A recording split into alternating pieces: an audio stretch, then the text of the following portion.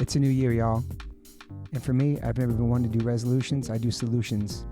And for the past almost 2 years, I've been drinking AG1 every single day, thanks to my brother, Dr. Andrew Huberman, who turned me on to this incredible product.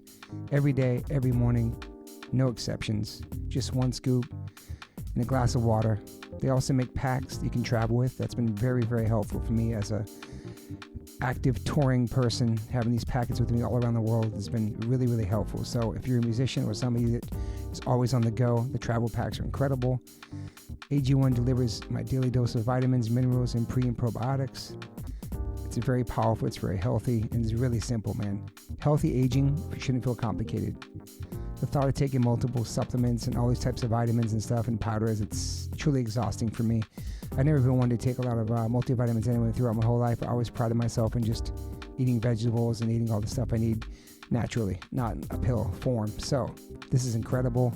It covers my nutrient gaps. It supports my mental and physical health. AG1 is hassle-free, 60 seconds every morning. It's the high-quality ingredients of pre and probiotics, adaptogens and antioxidants, and whole food sourced nutrients. I drink it every single day. Every batch of AG1s goes through rigorous testing processes, and their ingredients are sourced for absorption, potency, and nutrient density. If there's one product I can suggest to you guys, is the AG1s, man. This has been a life changer for me. So go to ag1.com/OLLC and you can get a free 1-year supply of vitamin D3 and K2 and 5 free AG1 travel packs with your first purchase. With AG1, I know I'm getting essential brain, gut, and immune health support, vitamins, probiotics, and nutrients for the day, and it's helped my mental and physical. So if there's one thing I can recommend to you guys, it's AG1s. It's my nutritional insurance. I pride myself as almost being 54 years old, not going to the doctor all the time. Knock on wood. I've been healthy my whole life and try to strive to be a healthy person, stay young, stay full of energy, and still do the things I love that I did as a kid. That's why I still skateboard, play music, exercise. So start the year off right. AG1, ag1.com/OLLC. Yo, Liquid Death, thank you so much for hydrating all my guests, taking care of me and my family and my friends. Love your water, love your brand, love what you stand for, love what you give back to the community.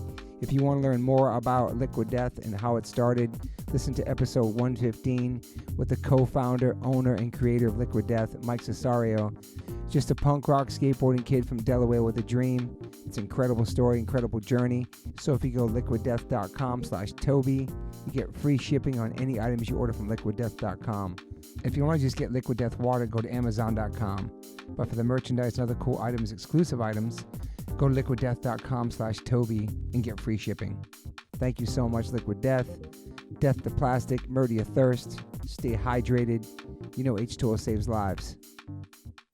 Say that though because I beat the system somehow, and I slept from the moment we took off in LA. We had done a couple shows here, and then we went to Australia.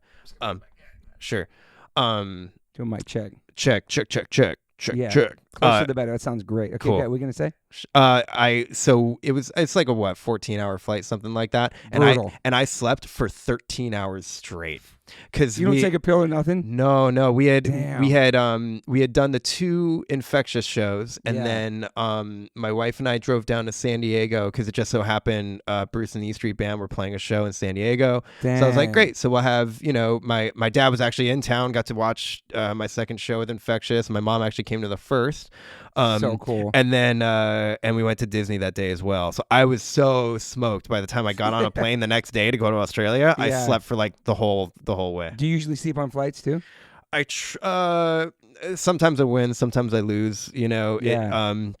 My favorite is if it can be like the day after a show, like day after a long tour or something like that, and I can just let my exhaustion just catch up to me, and then I have no problem sleeping.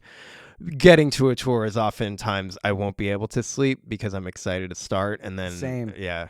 We just did this thing. Well, let me just start the pod. But Sure. Okay, because we're recording. But welcome to the One Life One Chance podcast. I'm your host Toby Morse. Today we have a very, very special guest sitting in my kitchen. We've been talking about doing this for a long, long time. Mr. Jay Weinberg, thank you for being here. It's good to be here. Thanks for having me. We're just talking about traveling, and we just upgraded to Europe a couple weeks ago, and we got like just a premium economy where there's like kind of a bigger seat. You have less people around you. Mm-hmm. We're all excited, but none of us slept on it. I don't know. I just can't sleep on flights. It's just hard for me, man. That's how it works. I want to take a pill maybe next time. I'm scared to do that too. It's harder going east for me. Going from the US to a European tour, I'm always flipped around. And I remember there was one time there was a band I really, really loved from Belgium called Rise and Fall. Okay. And this is a tour probably like 12 or 13 years ago where I was so excited. The first show of this tour, I was in Against Me at the time. We were playing a show in Belgium where Rise and Fall is from. Yeah. And we flew in. I was like, I could hardly sleep because I was just so excited to finally see this band from Belgium that I love so much. Yeah. We get there, we pull up in our bus, we have like, I don't know, we get there in the morning, I fall asleep and I wake up at the end of their set. And because I was completely shot with jet lag. Worst, and to this day, Vince from Rise and Fall, I think I bought a record and he put like a little sticker in there, like, still bummed that you slept through our set, because they broke up like shortly after that. Oh shoot. But yeah, so jet lag can have some gnarly consequences. Yeah, I'm dealing with it now too. We got home like a week ago. I'm just trying to I'm going to bed super early, waking up super early, which I kind of like that deep jet lag sleep where you really actually sleep. My wife's like, you're snoring. You never snore, but because you're so out. But speaking of Europe, I randomly FaceTimed you from England. Nandi was there with her dad. It was her first punk show. She was freaking out after the show, but she was talking about her favorite drummers, and I just hit you up, and you hit me back. It was so nice. And you had this moment with her, and she started crying. It was so emo. It was so amazing. And after that, her dad's like, I've never seen her cry before like that. And she was shaking. It was a beautiful moment, man. It was really cool, man. It was emotional for me too. She's so incredible. I mean, she's shown the world her talent over the last however many years since she, started showing us her abilities on the drum set, and her enthusiasm that she approaches the instrument and just life with is just so infectious. And so I became a fan immediately. So we've been able to chat. We've never met in person, but it was so cool that you got to introduce us that way. She's so incredible. She was so happy. Is it safe to say maybe your first punk song live was with H2O? When you were a young kid? That could be. That'd be fair to say. I'm trying. How old you were then too? Well, I'm trying to think of the timeline of like. Yes. Well, so that kind of happened on the heels of a couple different like very formative events for me that happened in a quick amount of time, which is actually kind of funny because it connects to Suicidal in a way. When I might say the Bouncing Souls might have H2O. Okay, that makes sense. Beat by like a couple weeks, well, that's maybe. Jersey. That's respect. It's Jersey. And what had happened was I had started playing drums maybe in like the fall of 2004, so I was like 14 or so. Yep. And I think maybe a year later, I had become friends with the Bouncing Souls, one of my favorite bands. Great bands. Especially coming from New Jersey. Yeah. And they had asked my dad after we had seen them play all the time, CBGBs and Stone Pony and all that.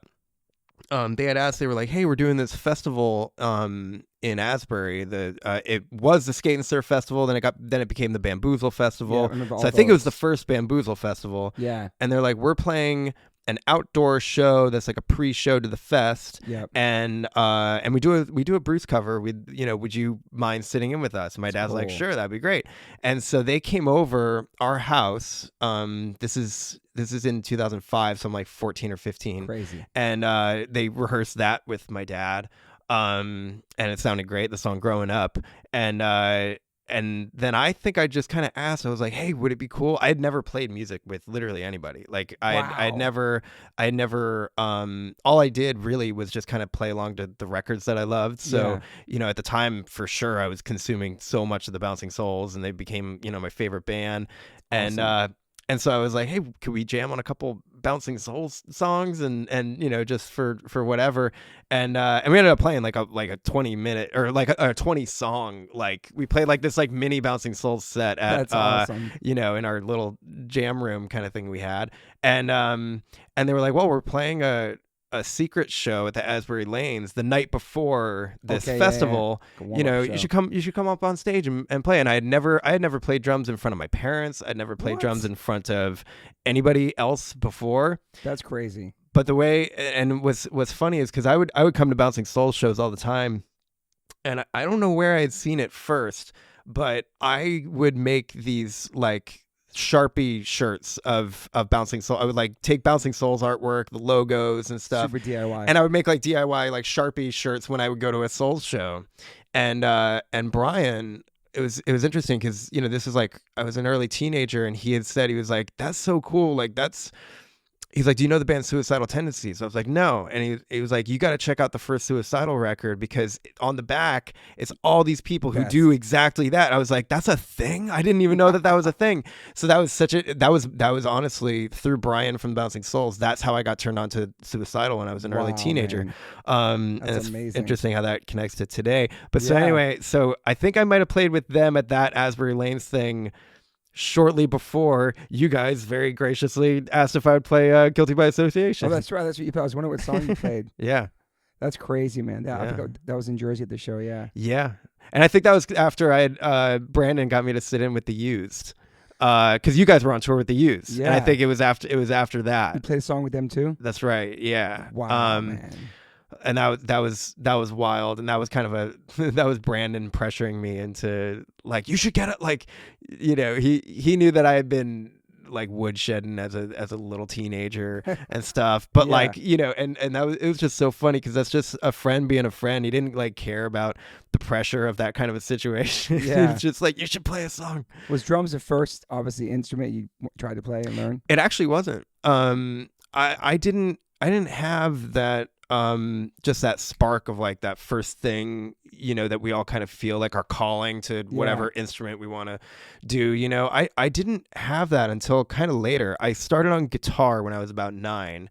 Got a guitar for my birthday and messed around on it, went and got lessons from a person, you know, nearby. But that kind of made it like school, and I wanted something fun to do when I wasn't focusing on school. And, you know, so I kind of fell out of love with it. It was honestly, you know, finally finding what I would consider the music that I would fall in love with myself, not like a hand-me-down from a sibling or my parents. Yeah, for sure. It was like, this was the music I was discovering on my own. And it was for real seeing Brandon Steinecker play with the Used when I was about 12. That set off like a ticking kind of time bomb in my head that like I didn't approach the instrument until probably about 2 years later. But seeing Brandon play at that young age was like, that was that moment for me where I was like, I need to pursue that because that looks like what I want to do with my life. Yeah, it's interesting because your dad's a drummer, obviously. Mm-hmm. So you think that, because my dad's drummer. It's funny you say it because obviously Max has never had meat in this house. We grew up like animal rights family. Mm-hmm. But Max was never really fully vegan until somebody else that wasn't me or my wife inspired him to become vegan. Right. It's like, I'm right here the whole time, but sometimes it's some other influences not in your house, and you kind of rediscover it yourself. Exactly. I love that. Yeah. So it wasn't obviously your pops is an inspiration, but like it's Brandon from the Used. You're like, I'm gonna do that. You know, it's cool. Yeah, and I think there was some kind of like reflective inspiration in seeing how a guy like Brandon, this guy that I look up to, independent of anything that has to do with, you know, my dad, my family, whatever. And so here's this guy I look up to, and he's stoked on what my dad does. And so then that kind of clicked on it, that element of my dad's creative life and being a drummer and stuff. That started to click for me, where I was like, oh, what he does speaks to these guys that I'm, you know, I admire in this way. And I would have thought that they'd be completely separate, but they're not.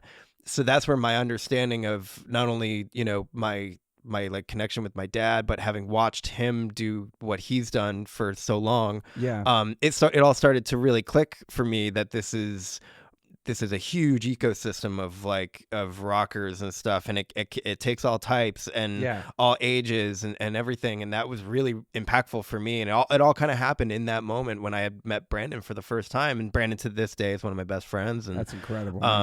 You know, but yeah, it was that moment, and for my dad and myself, like, that's where our relationship took a whole other turn, because I was growing up in New Jersey. Yeah. I could easily, you know, after school, do my homework on the train, go up to New York where the Conan O'Brien show was taping. Yeah. I could go see a band that was playing on the show, and then they'd probably be playing like Irving Plaza that night. Totally. And so he and I came up with a whole system where I would like come and meet him at work. I'd see a band on the late night show. We'd go get some dinner, near CBGB's or something, go to a punk show. That's crazy. And it got to re-inspire him about like, sounds he never might have heard otherwise, new things, he never would have found otherwise.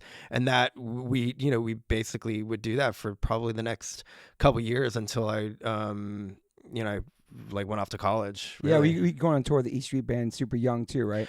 I would, yeah. They got back together in 1999, so I was 9 years old in about like third grade.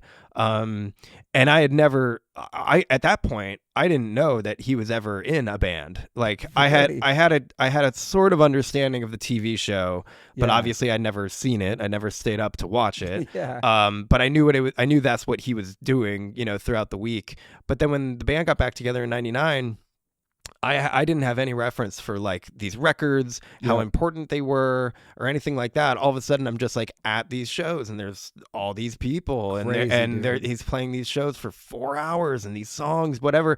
It was completely overwhelming, but I could tell it was making a huge difference in like, I'd watch them play these songs night after night, and so clearly like this repetition was making its way into my brain of like ingraining these songs into my head. And truth be told, that was so much of the muscle memory that I would then later draw on when I was asked to fill in for him when he had to be in two places at once, with the TV show, with Bruce. And so it fell to me that I would cover for him during that time.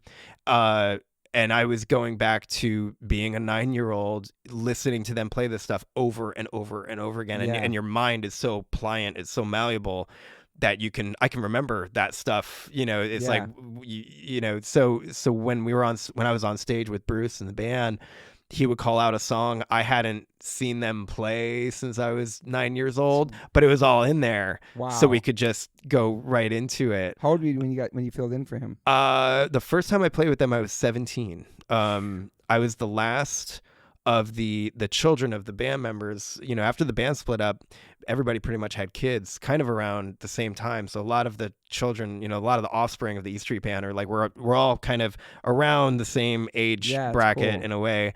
And we've all gone on to do, different things.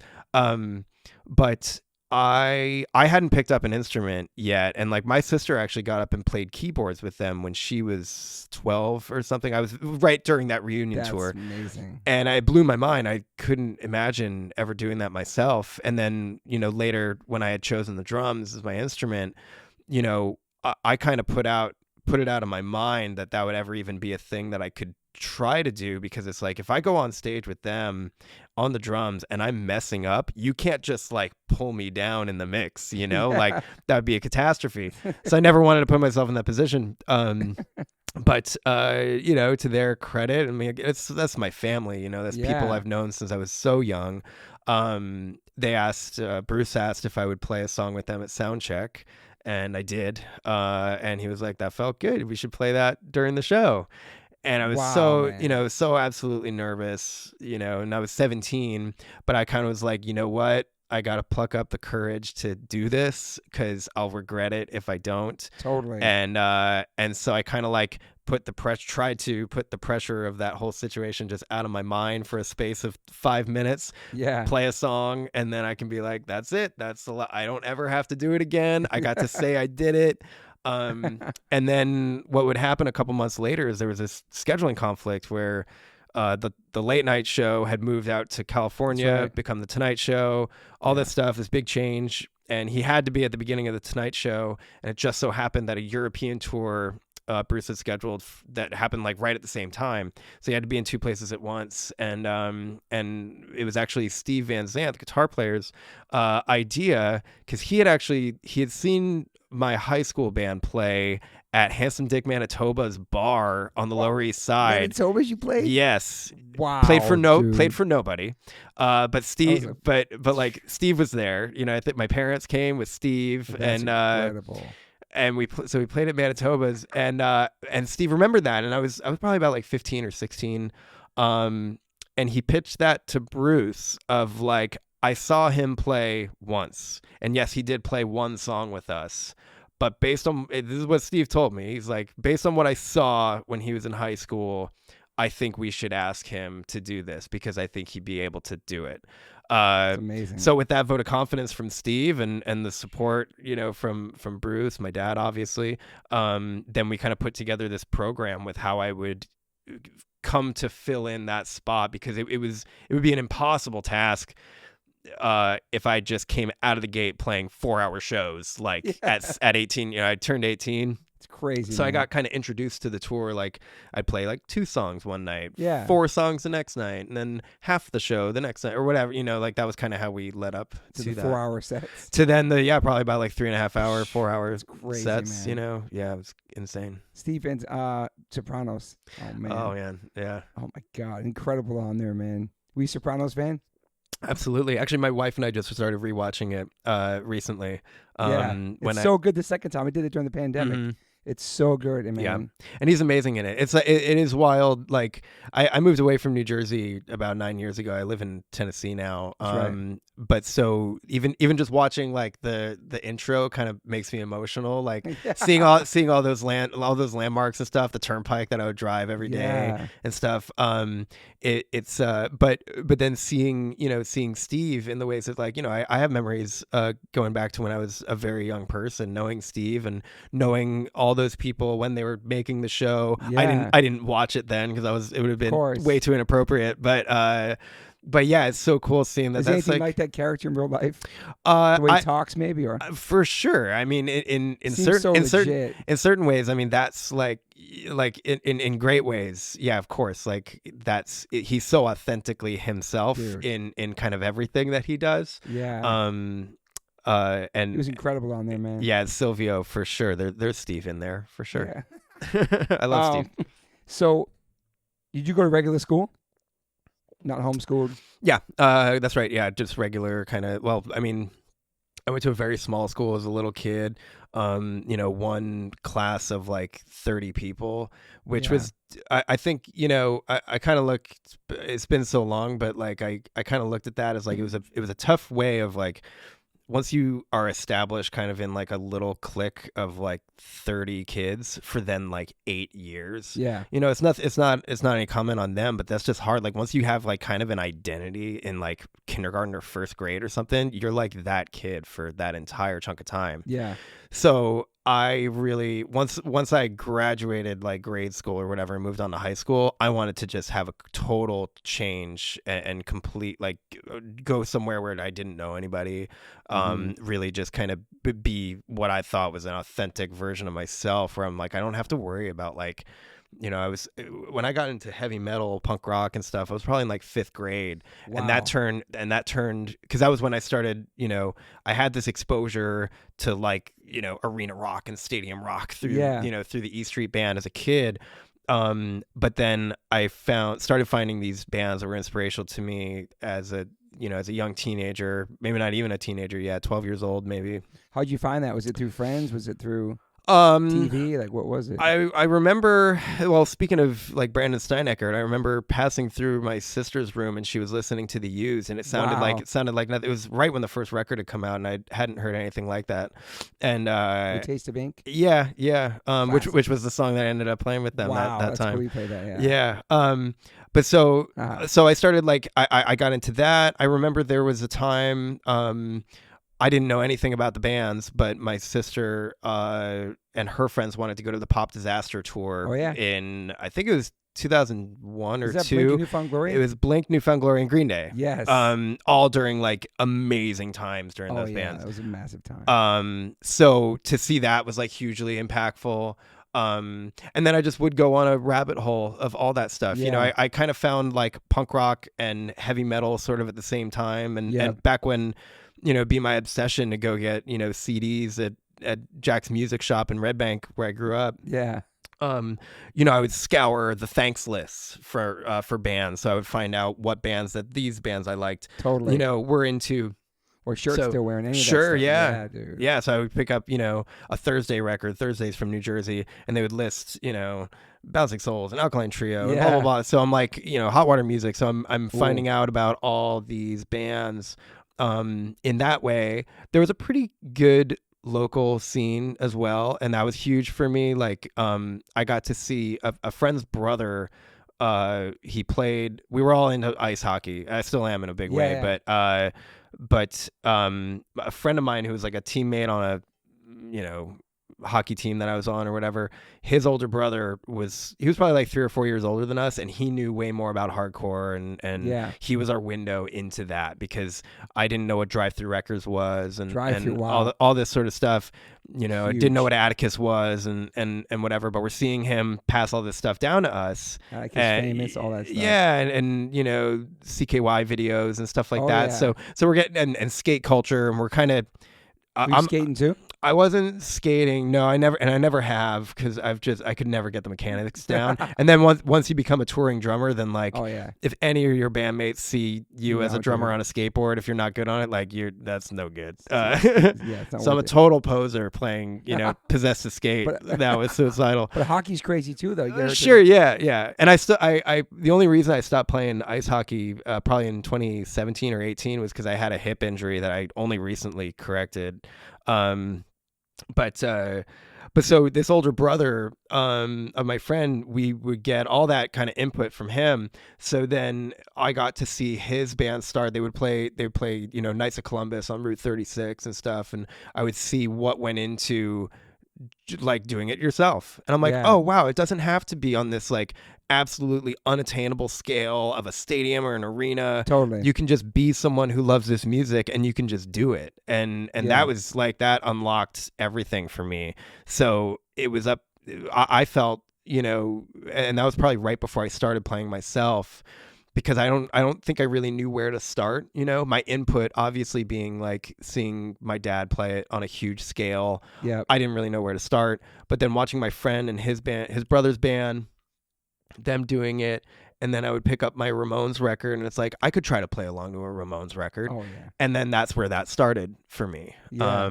So yeah, it was like that coming from a great local scene in New Jersey that I still think is one of the best music scenes in the world.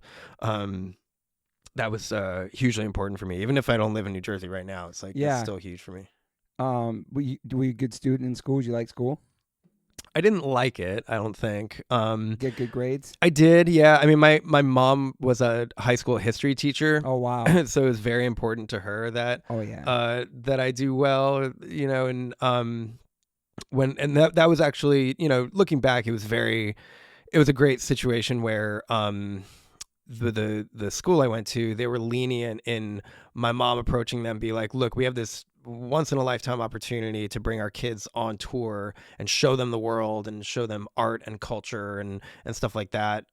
We want to take advantage of that. And as a high school history teacher, I can, give you my word that I'm going to school these kids as if they're, back home. Yeah. Whatever. So, luckily the school I was at, they trusted in her vision for how that would work. And honestly, doing school like on the road when I was a kid, that was like much harder than being in school, because she was like a drill sergeant with it, and I had nowhere to escape. I couldn't doze off and daydream about punk rock and stuff, Yeah, wow, that's right on tour. But with that said, it was a great experience, because we'd start at like 6 a.m. homework and tests and blah blah blah, and then in the afternoon we'd go to a museum, or we'd go to see some culture, some local culture, and then at night I would get a 4-hour master class in what it's like being a professional rocker. Dude, watching them do their thing. Perfect. And so I never knew it obviously at the time, but like looking back on it was like, oh my God, that was like the structure was really good.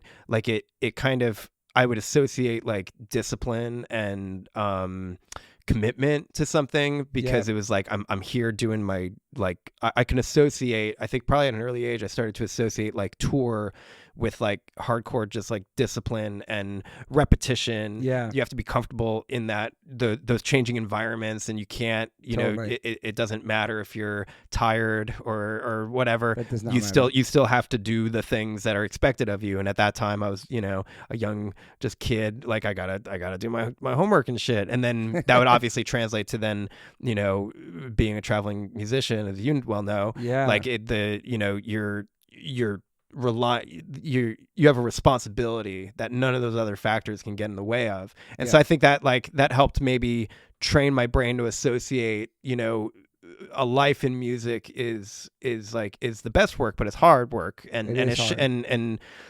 anything worth doing is hard work. 100%. So that's what I did probably until I didn't do that going into high school and stuff. I only did that, in grade school. And then once I was in high school, then I started my own bands. And then I was kind of too busy to even, go travel to see my dad, because I was, had my high school bands that I was very focused on. What was your high school band? Who was your first show you played? Our first show was opening up for H2O. Well, that's right. Do you remember that at CBGB's? Oh my God. Yeah. That's right. One of our first shows. So I think we had maybe played at like the Saint in Asbury Was Park. that The Revealing? No, that was a band that I joined right when I started college. No, a band that I had in high school. We were called Guernica. Short-lived band, but we were kind of like. What does that mean? It was inspired by the Picasso painting Guernica. It's this huge, this like mega huge. It's deep. What war is that capturing? I feel like such a shithead for not knowing. That's what okay. war It's still Spanish Civil War. I don't know. Anyway, so Picasso painting is amazing, huge painting, and I just ripped the name from that. I mean, I was 14, So you played with us at CB's? Oh my God! Yeah. So that was. I want to say that was part of the Save CB's series of shows. That's right. Yeah, back in like 2005. Was it your first time playing CB's? Yes. Only, I only, that was the only time I had, like, you guys were so kind in inviting us to play. That's incredible. I feel so honored. Yeah. And that was the only time I had played. I sat in with the Bouncing Souls again at CBGB's. Okay. I think one of the later Save CB's shows. It was in that whole summer. That summer of like 2005 was huge for me. Yeah. But yeah, I mean, like that experience that you guys gave us and gave me of playing CBGB's, like to this day, one of my favorite sounding stages, one of my favorite feelings of like, there was just such a, I mean, it's, you can't make that anywhere else, It's CB's. Did you ever want to be a professional hockey player? Hey man, what's happening? Hi, Derek. Good to see you. Derek, sit down and join us. We're talking about life right now. Did you ever be a professional hockey player? In my younger age, yeah, maybe when I was 9 years old or so. That was my first love, was ice hockey. It was kind of the golden age of being a New Jersey Devils fan when they were like the best team. And looking back on it now, I was like, oh my God, I got to see those Devils teams play and they were so great. But so I got swept up in that. Started playing hockey when I was about 9 years old. But the way I even kind of I always looked at like being a hockey player kind of in a similar way of being a drummer, especially being a goalie. I feel like, you're always kind of you have that feeling of that responsibility, the last line of defense. Like, it's kind of, it's a gnarly position. Well, you can equate it like, if you have a hockey team and your goalie is no good, you're probably not going to have that great of a hockey team. True. If you have a band and your drummer's not that good, you're going to have kind of a shitty band. So I always enjoyed that pressure of it, and also the impact. Like as a hockey player, like the best feeling was when I got a slap shot to my chest because I knew I made the save, and I liked that intensity, the impact of that. And so I feel kind of a symbiotic relationship with then drumming. You're delivering that impact. I've always felt that that's kind of been, no the matter backbone what. too of the band. Yeah, so I've always been drawn to that, I think. When was the last time you played hockey? 2018, I think. I started a hockey team called the East Side Hellhounds in Nashville with some friends who run a great music store called East Side Music Supply. Okay. We started a team. We kind of just got guys who are in bands together and who also play hockey. And is that difficult to find? Honestly, in Nashville, I was just thinking that just now. Yeah. No, and honestly, there's a huge cross section of like guys who are into, metal, hardcore, and stuff, kind of those similar genres or whatever, who also like to play hockey, who are in Nashville. So we kind of became this like heavy metal, hardcore adjacent hockey team in a way, where we made T-shirts that are like metal band T-shirts or whatever. But it was clear to me, we had a couple years between a Slipknot tour and making a record where we didn't play any shows, and so in between writing sessions for this record, I was playing hockey, and it was just a great recreational thing. But I noticed that was one activity that really aggravated my hip. So much of being a goaltender, I'm a goalie, so much of being a goalie, you're up and down, and you're constantly kind of putting wear and tear on your hips. But this was something that I recognized probably around that summer when we put this team together, and I only played probably a handful of games or whatever. It's just for fun. But you would travel on travel teams as a kid, though, right? As a kid, for sure. But I started to realize like I'd go for a run, and running, especially on tour, is like my favorite way to exercise, because you can just exercise an hour that way and an hour back when and see the sights too. That was always like my favorite way of seeing any city that I travel to. But then in like the summer of 2018 or so, I started noticing this like incredible pain in the left side of my hip when I'd be like 5 minutes into a jog or something, and I couldn't like walk, and I was like, what the hell is going on with my hip? And so it took me a while of like, I'd go get an x-ray, try to figure out what is going on. And it turns out I had excess bone on one side of my femur as it went into my hip. I don't know what that's from, just being born, it's just the way I was born with my bone shaped that way. Wow. And over time, I used to kickbox, and over time that motion was wearing away at my labrum. And it was never drumming. Like drumming, I never felt it while I would drum, but when I would go for a run, that motion with my labrum was just tearing apart. And I didn't know why. I didn't know it was because my bone was misshapen. So I got told crazy. This is something you should fix while you're, still relatively young.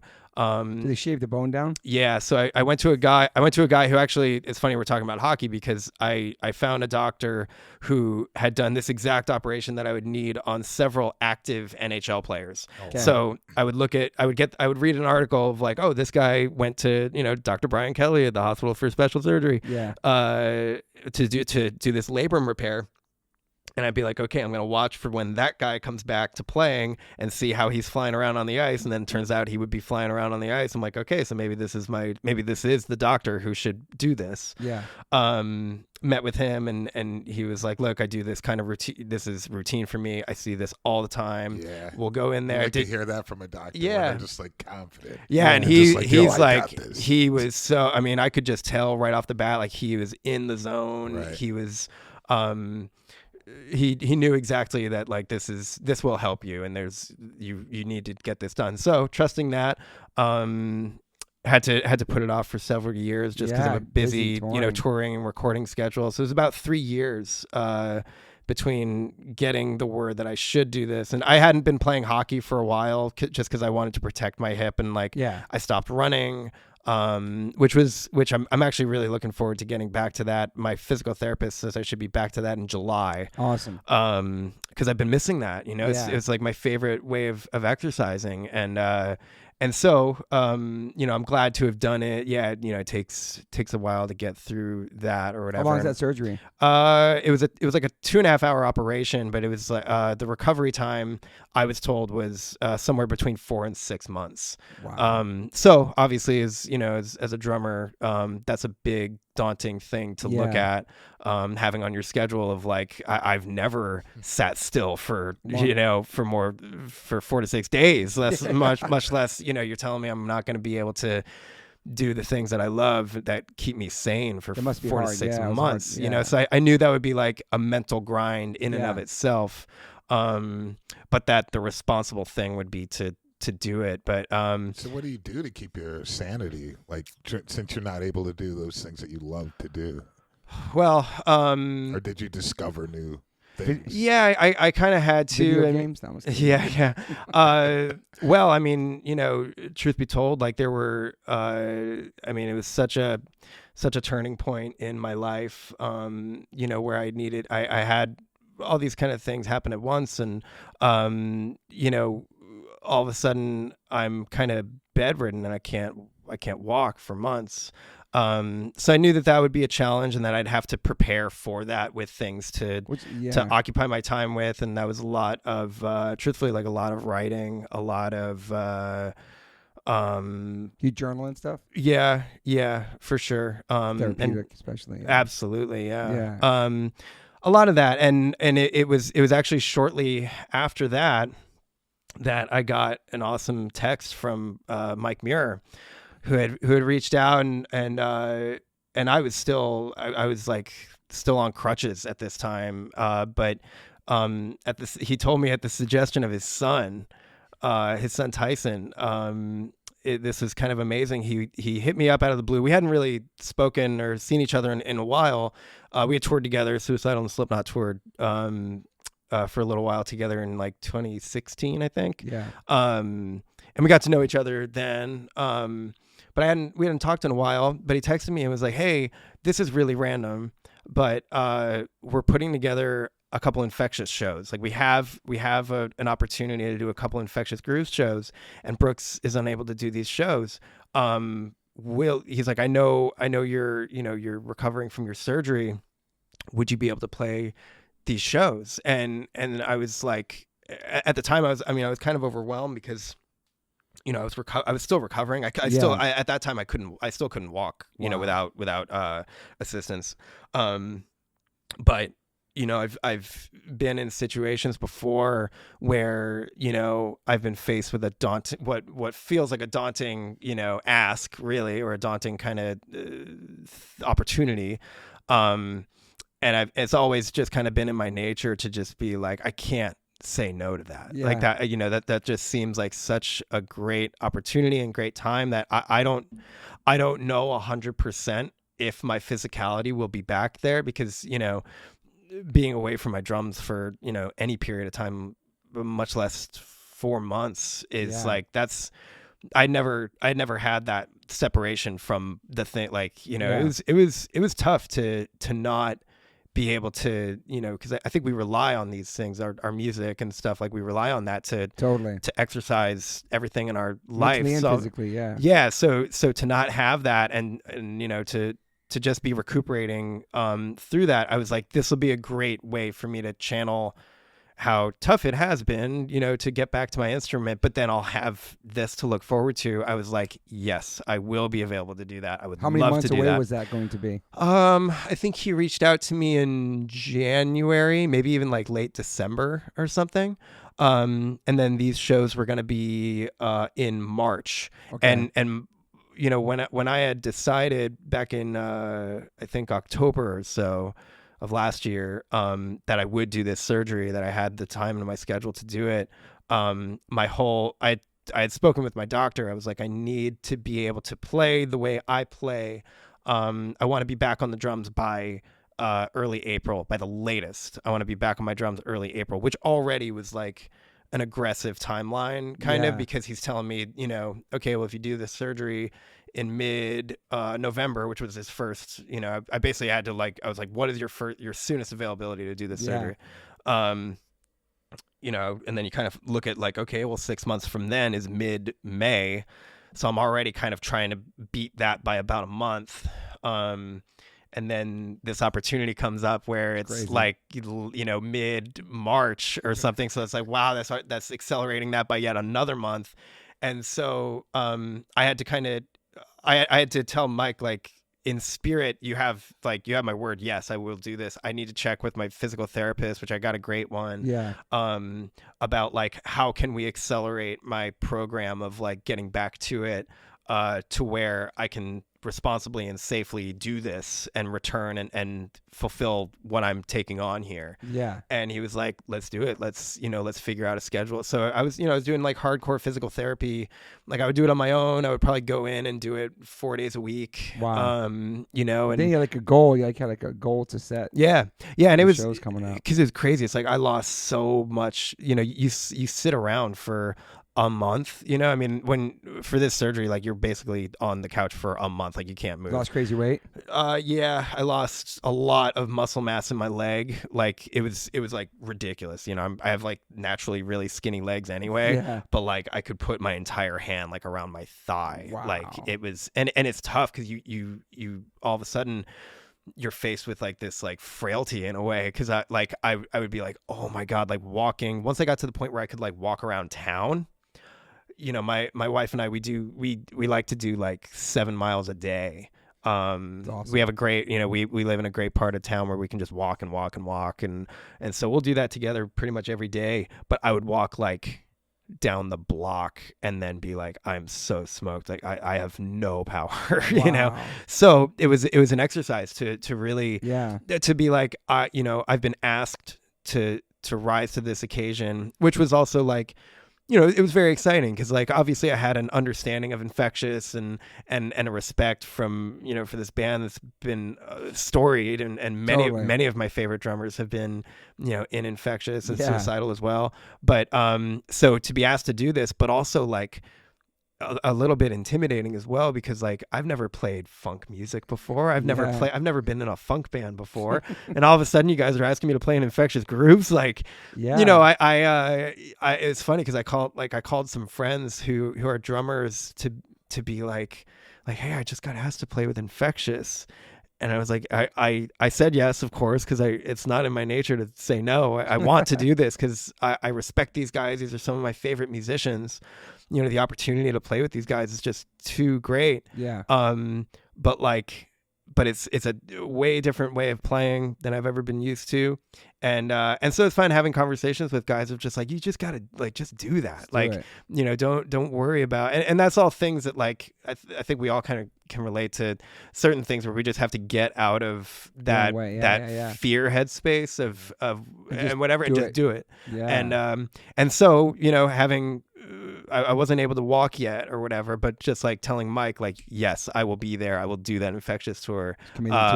That gave me something to hold on to that I think got me through that mental grind of like, absent that, you're kind of left with your thoughts and stuff. It's difficult because you don't have the thing that you love to do.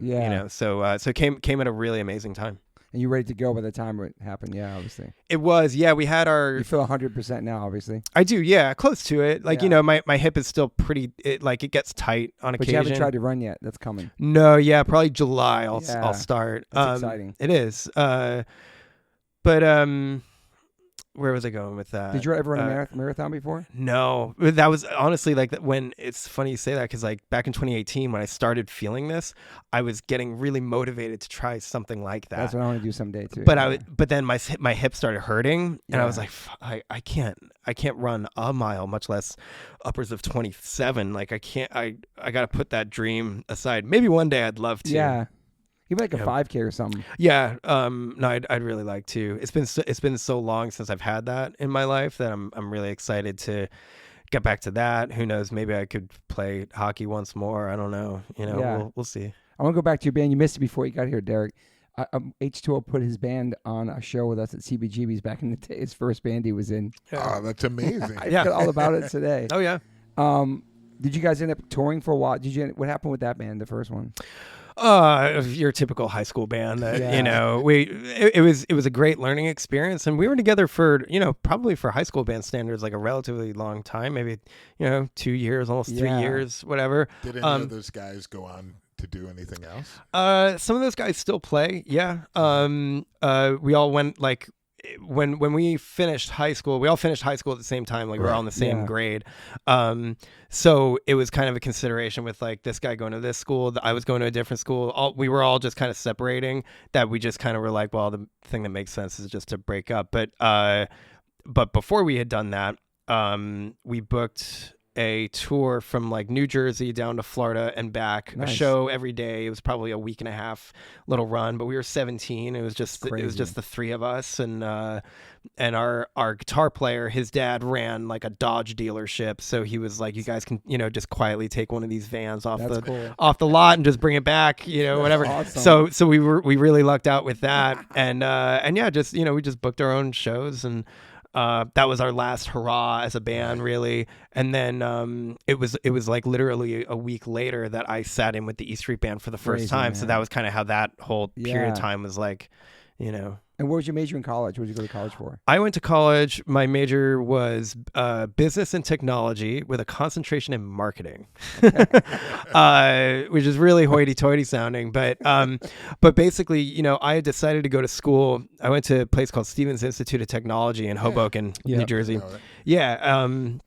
It was a great, you know, it's a great engineering school, and it had this new business program that I was really, you know, I was attracted to that, but even more so, what appealed to me was that I would be in Hoboken, which is just one train ride from New York. I'd be in New York every single night. Yeah, I could take the PATH train to go to, like, I was at Webster Hall or Irving Plaza or whatever, you know, I was in Brooklyn every single night.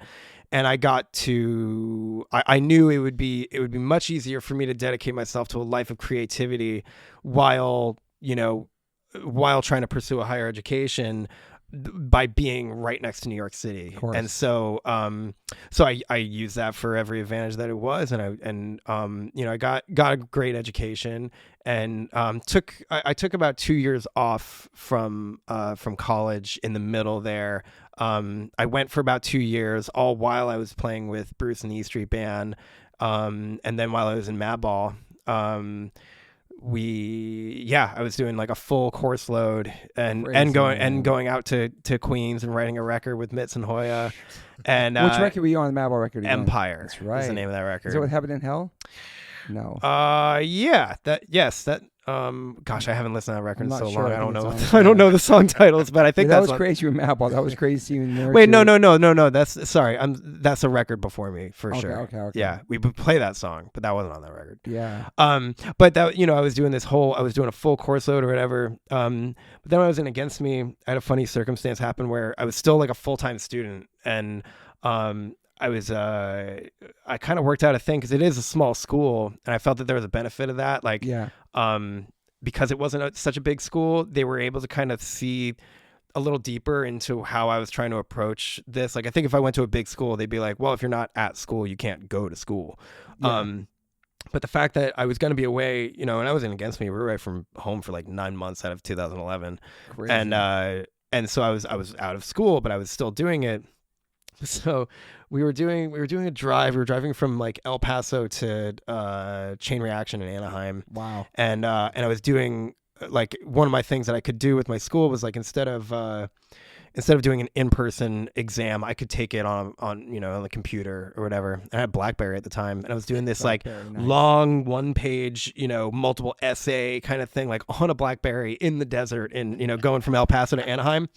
And I remember I spent like 4 hours on this thing. It's 1 page, right? And all of a sudden my internet goes out, and I go to submit it, and it deletes the entire thing.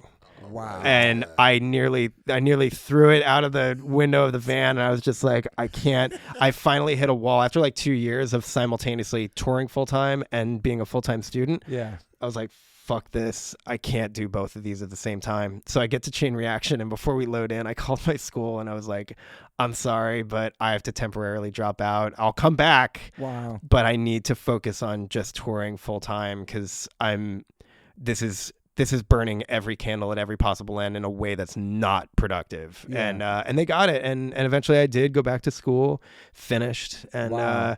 But that was like, you know, so much of that time, all the way from when I started playing with Bruce to those, you know, 2 years I was in Against Me. It was a wild time trying to balance that with also being like a student. Yeah. Was Madball the first like official band you joined? Besides playing with the E Street Band, there was like a band that had records out and Legacy, yeah. Were you doing homework on tour with them too? I was. Well, and if you can imagine, the, you know, the comedy of like, sure. So, you know, what had happened was, this is probably early 2010. So I had known my tour with the E Street Band was going to come to a natural conclusion. I knew that was going to end.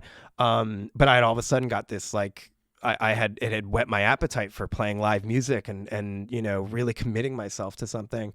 And it's crazy different worlds, man. Yeah. Well, and so what had happened? Yeah. From the east to the streets, East Street. Yeah. Anyway, we Mitz from Madball had seen I was doing a thing with my dad where we never really have done it even since, really. We played together side by side as part of it was like a drum off thing for Guitar Center. Oh, that's cool. That Tommy Lee and Frank Zumo, who's now in Sum 41, they put that together. And he had seen that and he was like, hey, I see you're doing this thing. Like, do you know of any drummers who would out there at that thing who would want to play for Madball? We need a guy. We have a tour coming up in about 2 weeks and we need a guy. Wow. And I was like, me, I'll do it. Please. Wow. That would be awesome. And so. Yeah, but he's a Rangers fan. Well, it was funny. So this goes even deeper. So we had met. The only reason he had my contact information is because shortly before that, probably a month before that, Adam Blake saw me at a Blink-182 show and snuck me backstage. And we were just kind of hanging out. It was just one of his New York shows. Totally. And I got to meet Mitz and he's wearing a Rangers hat. And so we started talking hockey. There you go. And man. so that was, Hockey, so that's what we were talking about. And then we started this conversation where I was like, I would love to throw my hat in the ring. And so then, I auditioned and we started playing together. I met Freddie, I think, walking on stage to our first show together. Wow. Which was at the Note in Westchester. Okay. Right. And then we played the Chance in Poughkeepsie. Remember the Chance. Shortly after that. And then we went on tour in Europe. We did our first tour together. So that's like kind of our first. Yeah, it's crazy. Yeah. So besides touring with like people who I'd known forever, my actual blood family and stuff, I wanted to. And you played hardcore. Yeah. Well, and consider this context too, because it's like I wanted to. I had all of a sudden had this like really otherworldly experience. Filling in for my dad and committing to that, where I was like, I just want to take this energy. I'm 18 at the time, and I just want to throw this enthusiasm for this new way of life I've like just discovered. So this opportunity came and I was just like, I'm so ready for this and I'm really excited about it. With Madball before? Of course, yeah. Growing up on the East Coast and knowing you guys and through Debbie and Rusty and that's truthfully how I got into the specifically knowing like New York hardcore and stuff was through. So for anybody listening, Debbie Wonder, who worked Rusty's wife? who worked on the Conan O'Brien show, she was always kind of like a sister figure into punk rock and hardcore, where she would find she would have CDs and be like, here, check this band out, check this band out, check this band out. Awesome. And so then I would see you guys play and that got me exposed to Murphy's Law and Madball and Slipknot and stuff like that. Awesome. So there was I had a knowledge there, obviously, and that gave me a leg up, I think, coming into it. But then I really wanted just to cross that bridge of like, now I want to do this where it's not around people that are my family, people who I have known for a long time. I want to jump into this, different world, in this like completely different world. And so and it was one bus. It was a band called The Setup from Belgium, I believe. Cruel Hand, Death Before Dishonor, and Terror and Madball all on one bus. Wow. For about like that's a sick lineup. Somewhere around like 5 weeks or something in February or something. So you're in the mix. And I'm downstairs in the bus doing like fucking chemistry homework or some shit, like or whatever. And so I was trying to kind of trying to make all these things happen where I felt a responsibility to still still enrolled in school and I wanted to do a good job, but I also really wanted to do a good job starting to play with this band and especially like when you're in the mix with those bands, that's every band on their A game.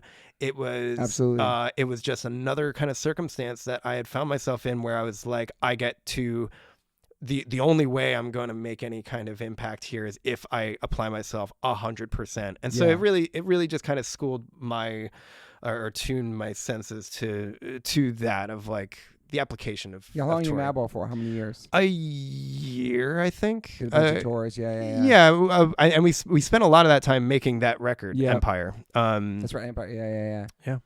And then Against Me was after that. That's right. How long was that break in between that? It was almost immediate, hardly any break at all. I'd known Andrew, who from Against Me is still a great friend of mine. he had asked if I would fill in for a couple shows with Against Me shortly after I had been in Madball. And real quick, did your dad ever see you play with Madball? Oh my God, he did. He did. Because that's a whole different world than. Was that show in New York? Yes. That's cool. That's crazy. It was as crazy as you can imagine. Yeah, New York home show. Yeah. Well, so just picture this. I mean, it's my parents had no understanding of New York hardcore or like to that extent of like just really being in the mix with it. So the only show that they got to see me play was the Black and Blue Bowl at Webster Hall 2010, and I think it was Madball with Cro-Mags, tons of other bands. I think you guys played that. Oh, you played that one maybe. I'm not sure. Maybe. Yeah. I forget. But it was kind of overwhelming. But yeah, you can imagine the madhouse that Webster Hall was, where and I'm like, hey, Mom and Dad, here's this band I just joined, and the crowd, the pit, all that. All that. I mean, it was just everything on every dial was turned completely up.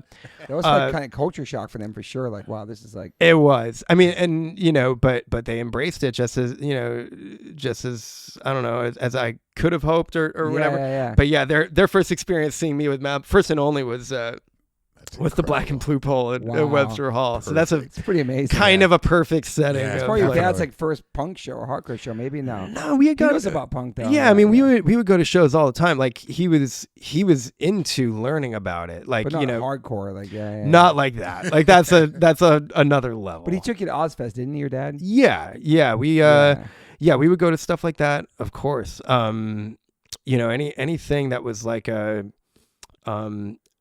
that I had found that was like, this is like a really meaningful, we should like let's go check this out or whatever. He was into it, and so having that the open-mindedness was huge, and that to me, truthfully, like that allowed me to, especially when I was getting really ingrained into heavy music. And, I think as young teenagers, as we get into like 16, 17, we kind of get entrenched in our teams of like, this is like my thing, this is my tribe, this is whatever. But like it's natural for us to kind of put blinders on to other cultures, other whatever. Yeah.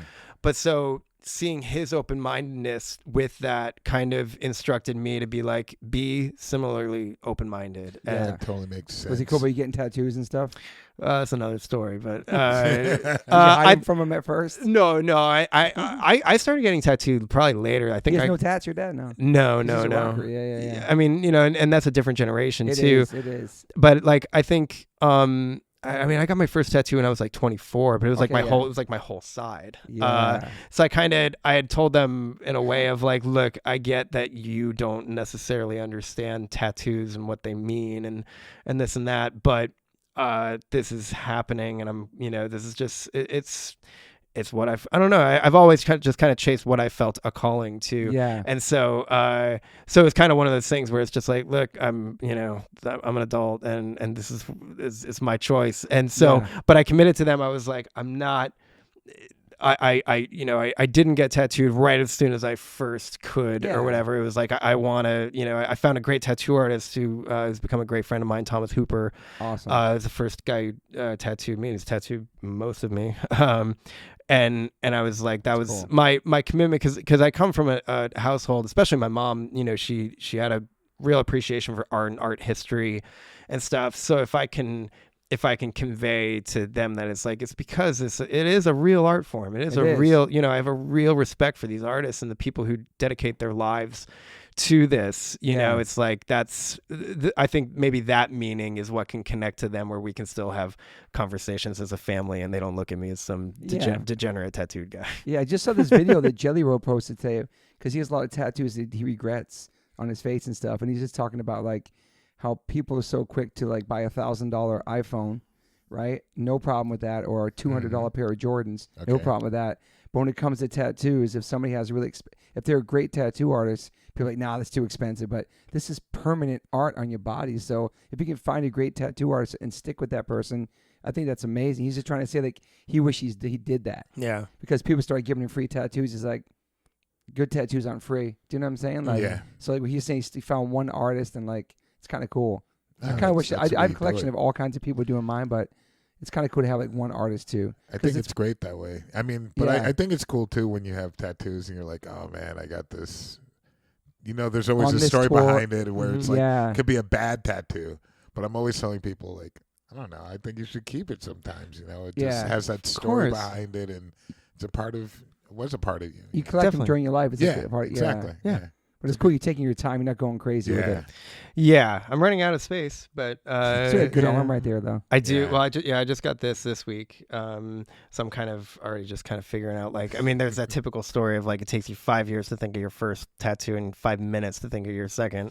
You know, dude, that's very true. You know, so that I might have gotten. Then you get the bug. You just want to go. Yeah. Well, yeah, and it just starts hurting more when you get older. No, it's true. So you got to get it over. Would you ever do your neck, your hands, or anything, or no? I've no plans to, but well, wait till like, you're out of room. I mean, you know, you look at my wrist. It's like Thomas is so intelligent that he's like, you could easily continue this down your arm and stuff if you wanted, you know. So stuff like that. So you know, so who knows? But not yet. Yeah. My wife has her palms done, which is like, I mean, it's like the worst pain experience. In my life, dude. That's hard. She has her palms. Yeah, hardcore. I'm not that tough. Okay, so back to Against Me. So that's pretty quick after Madball, right? Mm-hmm. You like a call or something. You already know the guy in the band already. Andrew had hit me up. Yeah. And you know, that was another great band that I had you know, seen all the time. It was like I always found a kinship or like a friendship with these bands who would tour so much that they'd be through, you know, my New Jersey area like several times in a year. So they were the people I got to know the most because they toured so much, and I'd see them maybe 3-4 times a year, something like that. Yeah. So Andrew had hit me up and asked my interest, and I was just like, it was just another one of those things, like absolutely naturally already knew every song. Where are they from? Florida. At the time, they were still based in Gainesville, Florida. So went down and like, you know, just with like I was 20. And we just ran through, like, I was just like approaching it as a fan. I was just like, I've never seen you guys play this song. I've never seen you play this song. Can we play this? Can we play this? Can we play this? And so there was just like a lot of enthusiasm in the room. That's and it cool. felt pretty amazing. And I knew, you know, that was the environment that I wanted to jump in as well, because I knew the work ethic of the band. I knew that they would be on tour. You know, it would be something that we would be on tour a lot out Were of the they year. like the same age as you?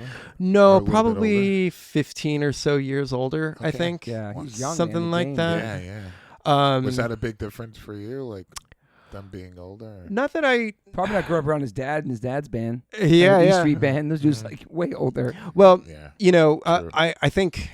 50 years older than him. That's right. So, you know, looking back at it now, I would imagine that there probably is, you know, there's a whole, you know, there's a 15 years there of their experience doing it. And I'm just kind of forming my first experiences doing it.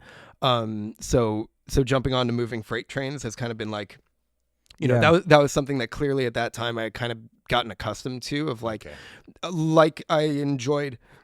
Excuse me, I enjoyed living up to that pressure of like moving freight train, gotta jump on, gotta figure it out, kind of, you know, manic energy of jumping on board, and learning as I went. But I always kind of looked at it, especially with my experience with the E Street Band, was that like this music keeps us all the same age, you know. So I loved that way of like, you know, when I had that opportunity. You know, when I was 18 or so, to do that, it transcended any kind of age difference. And all of a sudden, you know, and that was one of my the thing that moved me, I think, the most when I started making friends in music. Let's say Brandon, you know, shout out Brandon. I know I mention you all the time, bro.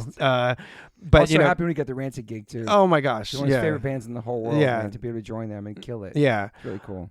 So you know, people like this were like the first people who I felt looked at me, even though I was way younger, looked at me like we were peers. Like it didn't matter. It didn't matter that I was, you know, I met Brandon when I was 12 and he was in his 20s. Crazy, but I never felt like I was being judged for that. I felt welcomed into this thing. Totally.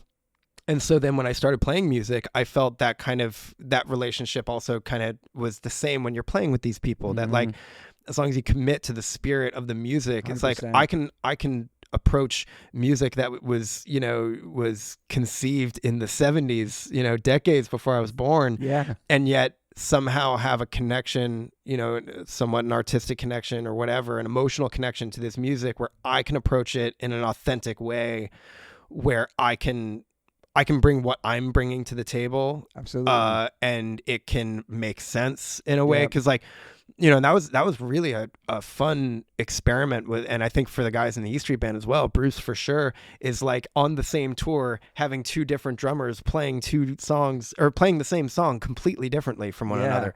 Cause we approach drums from such a different place. Even, I mean, especially today, like my dad and I are like virtually completely opposite drummers, but we have a relationship about that. Yeah. So I think there was a level of, going back to talking about hockey, one of the things that always drew me to that was I got advice from somebody that I played with early on, was that it's like, always play up, always play with people who are better than you, because it's going to make you elevate your game. You'll have to, you'll have no choice but to elevate your game. Smart. So as a goalie, I was 9 years old, I would be trying to find ice time, or I played like recreationally out at like the YMCA roller hockey. I'd be playing with like 17-year-olds, and they were way more experienced than I was. And so I would have to, in order to survive, I would have to figure out a way to do it. So I took that mindset with music as well, that like, here are seasoned professionals, people who've been doing it for decades longer than I've been alive. Mm-hmm. I need to do what I can to throw my enthusiasm and professionalism or whatever it was into being a part of this. Did you put pressure on yourself to prove yourself too? For like sure. Yeah. I think there's definitely like, especially with that, like you've got probably take like take some kind of psychoanalyst to break it down, but it's like, you've got my familial relationship to it. So it's like, are my dad and I in this kind of like, we're sharing responsibilities in this same thing, and we're pushing each other in these healthy ways. It's like this weird competition in a way, for over this drum throne, between my dad and myself, which spurred, me to push myself more. I think it made him recontextualize how he'd been doing things for decades. He'd seen me play a song that he had recorded back in the 70s or 80s and hear it through a new interpretation, because my exposure to music was completely different. I'm approaching this band, playing with them through the lens of a hardcore kid who'd been booking shows at the Knights of Columbus and stuff, of that's what that's where I had my knowledge of how to maneuver a drum set. Yeah. So now all of a sudden I have to take that, work ethic or whatever and just apply it to this music and find a kinship with this music, even though it wasn't from my generation or whatever.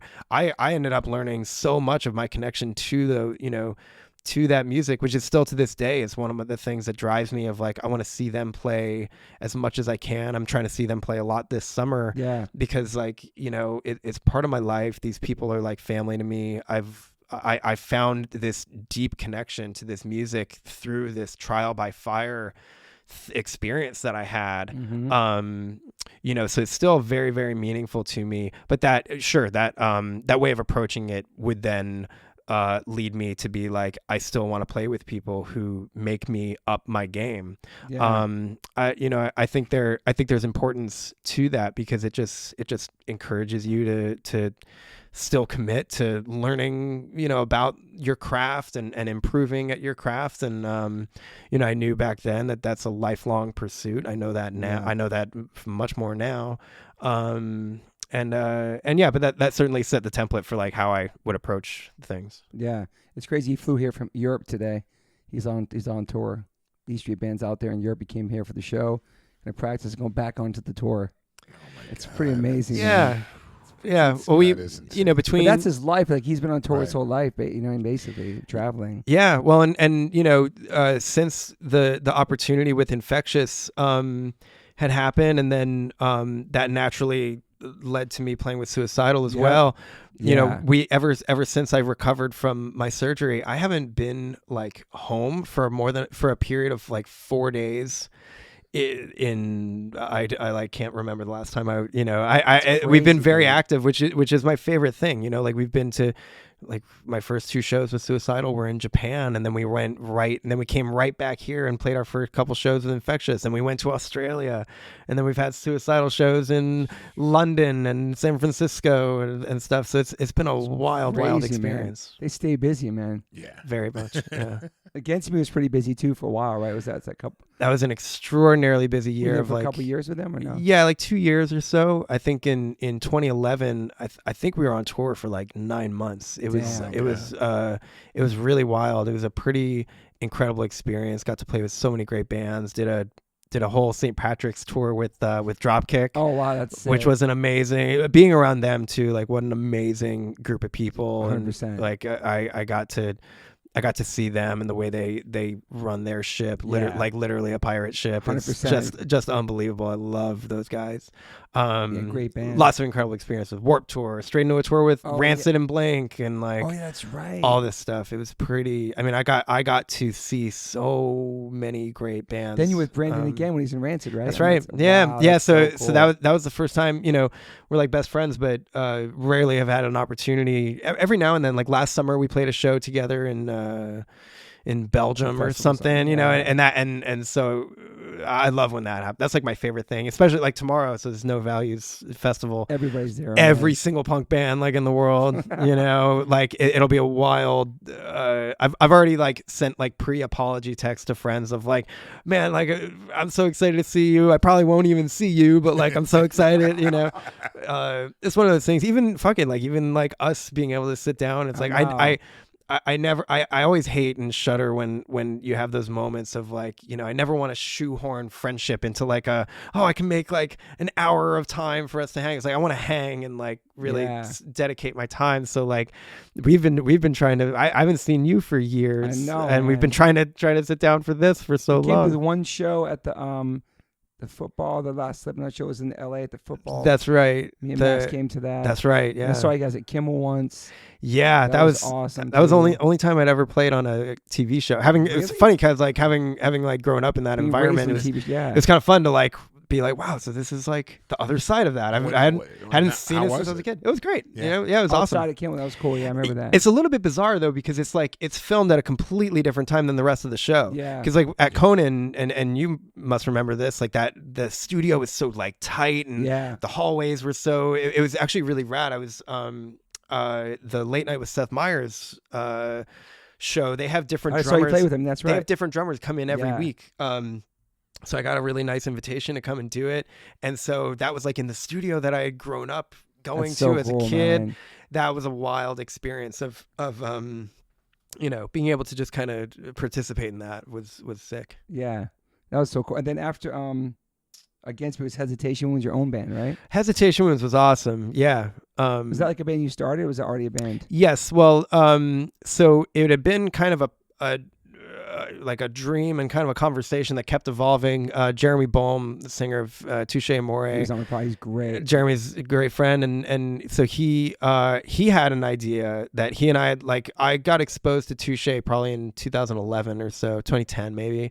Saw them on tour with Converge. And you remember him? He's on the podcast. Yeah, of course. He's awesome. Amazing voice. Yeah. Amazing voice. So we had gotten to know one another, and we'd always been like, man, we gotta like start something. And actually at the time I was still living in New Jersey at the time, and I was considering moving out here. And he and I had been talking about that, and had been talking about like we should start like a fucking hardcore thing, like something that's like really heavy or whatever. And he had an idea of a project that would have been completely different, like not hardcore at all, would have been kind of more artsy a little bit, which would have been exciting. But he was like, okay, I have these other two friends, Niraj from the Hope Conspiracy, and Steve, who play bass and Trap Them, who I never met either of them, but he was like, I want to see what'll happen if we get the four of us in a room. Let's try to write a 7-inch in a day. We'll set studio time for the next day to record it. Let's see what we can make happen. Wow. And so it was awesome, and we just found our chemistry right then and there. And cool. And that was an awesome, like, I love little projects like that where you set kind of restrictions on yourself to like, you have to get off your ass and you have to do this. You have to make instinctive decisions and not overthink anything. Like that was my favorite part of it, was like we made a 7-inch and a full length together where we didn't overthink anything. It was all very impulsive, very instinctual. You guys play a lot of shows? Only a handful. You know, I joined Slipknot fairly shortly after because we had started that in 2014. Because Bleed the Pigs came out around the same time too. That was just I just filled in for a friend of mine. He had his appendix out, and they were like, I was excited about them, and they were like, I was like, oh, I can't wait to see you guys play around town, because I just moved to Nashville. And they're like, oh, we don't, you know, we have a show, but we might have to cancel. Our drummer just had his appendix out, so we don't know if we're gonna be able to play. Dude. I was like, oh, fuck it, like, if it, not to be weird, but like, I would love to, you know, I'll play with you guys or something like that. That would be, if you need a drummer, you let me know. And we did that. That was fun, but that was just filling in for a friend. Was Fences another band too? Yeah, that was my first tour with Against Me was with Fences. Okay. It was a really cool situation where I wanted to take on a challenge. Chris Mansfield, the singer from Fences, is a great singer, great songwriter, very different from the music that I had been playing for, I'm used to, coming off stage completely winded, totally dripping with sweat. I'm not used to playing music that would challenge like a different dynamic. And that was like his songwriting was very, it's very somber. It's very a completely different dynamic than I was used to playing. But I was like, he had asked if I'd be able to do a tour supporting the nonprofit Keep Abreast. That's my friend. Joe. Yeah. Wow, that's cool. Yeah, so we did a tour supporting Keep Abreast, and so he had asked me, and I was like, just like we're talking about, like with Infectious, where it's like it's kind of like I've mostly responded to many kind of situations where it is like that, where I'm like, I'm not even entirely sure myself if I'd be able to take on this challenge, but I want to do it because that'll cause me to, push myself and my abilities, and I'll learn something from it, and so just as that has been the case with Infectious, and that was the case with that short tour with Fences, where it's like, I'm going to come off stage not completely, drenched in my own sweat. There's a totally imagine that. I only dream of right? Like crazy, that. Yeah. So it was like, and that allowed me to see like other dynamics of playing. And I think like when you expose yourself and try to push yourself into like way outside your comfort zones and do things that are not in your lexicon, you might be able to bring that into another thing, and it might might improve some element of my playing that I wouldn't have addressed otherwise, having not taken on that challenge. So I love that. Always saying yes. Yeah, pretty much. I mean, is there any band you said no to? You don't have to say their names. Is it hard for you to say no? It's definitely hard to say no. I'd say there are definitely opportunities where it was like the timing just couldn't work out, to where I also had to learn the importance of like respecting time off to then not burn out and not overexert myself for the sake of it being at the expense of what I'm like focused on. So like, so if I need to, I need to focus on my recovery time. I need to focus on recuperation, which is hard to slow down, I'm sure. Yeah. Well, and if you're anybody who likes to have a busy nature, you want to be applying yourself all the time, but you can kind of lose sight of like, well, part of being dedicated to something is also, understanding longevity and understanding, not burning out to not affect, the other thing or whatever. So that was definitely the case. It was funny when I had this conversation with Mike Muir about, when he had asked me like, I know this is doubling your course load, but in addition to Infectious, can you play with Suicidal as well?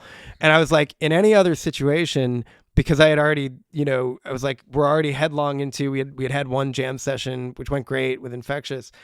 But I was like, if it was any other situation, I've already said yes to applying myself to this, I would be like, respectfully, I have to just focus on this. But I was like, but you're at the center of both. So if you're, if you're cool with it, I would love to apply myself to both, but only if you're cool with that. And he's like, yes, I'm cool with it. Then I'm like, I'm cool with it. And it's Mike Muir on the phone calling you up. And it's Mike Muir on the phone. So it's like, one of my absolute heroes, So then you have to put Infectious Grooves, learning those songs to the side to get ready for the Suicidal that came out first, correct? Not really even to the side, but just make room for it to all be simultaneous because, I had, and that's all balanced. That was all balanced with my surgery, my recovery from surgery. Yeah, so dude, the timing's crazy. So all of a sudden my days were kind of consumed with like physical therapy, listening to songs, practicing these songs, trying to not overexert what still felt like it felt like I had a hole in my hip. Like we had our first.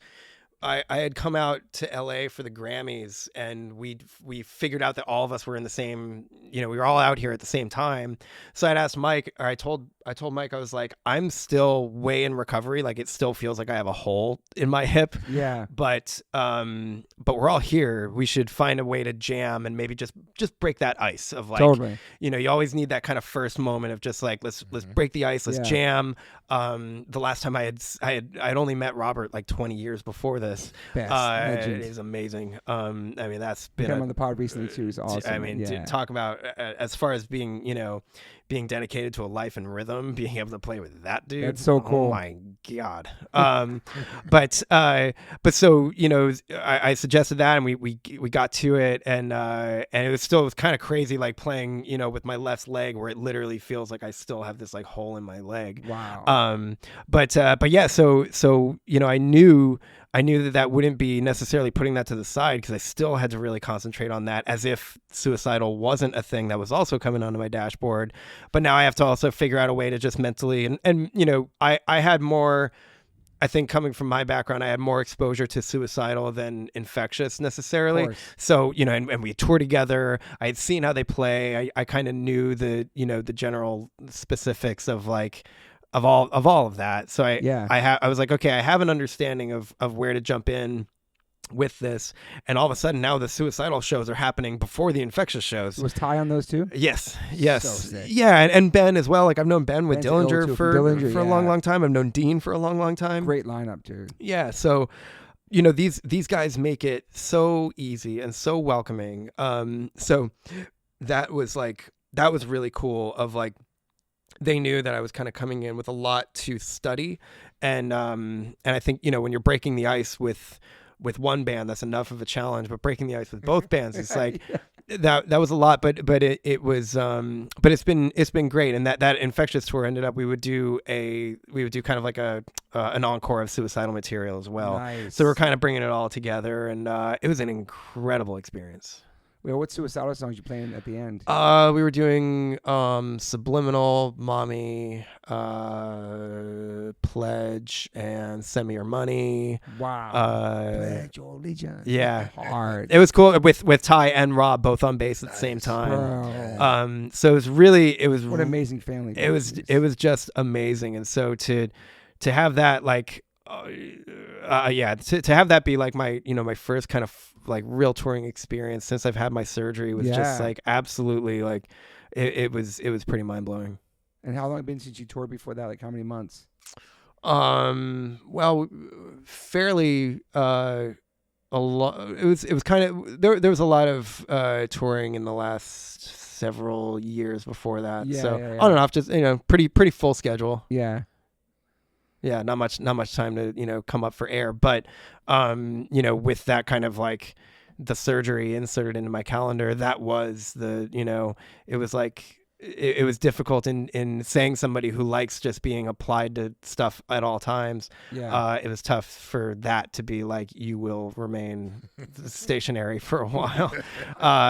It's hard. I don't enjoy downtime all that much. I know.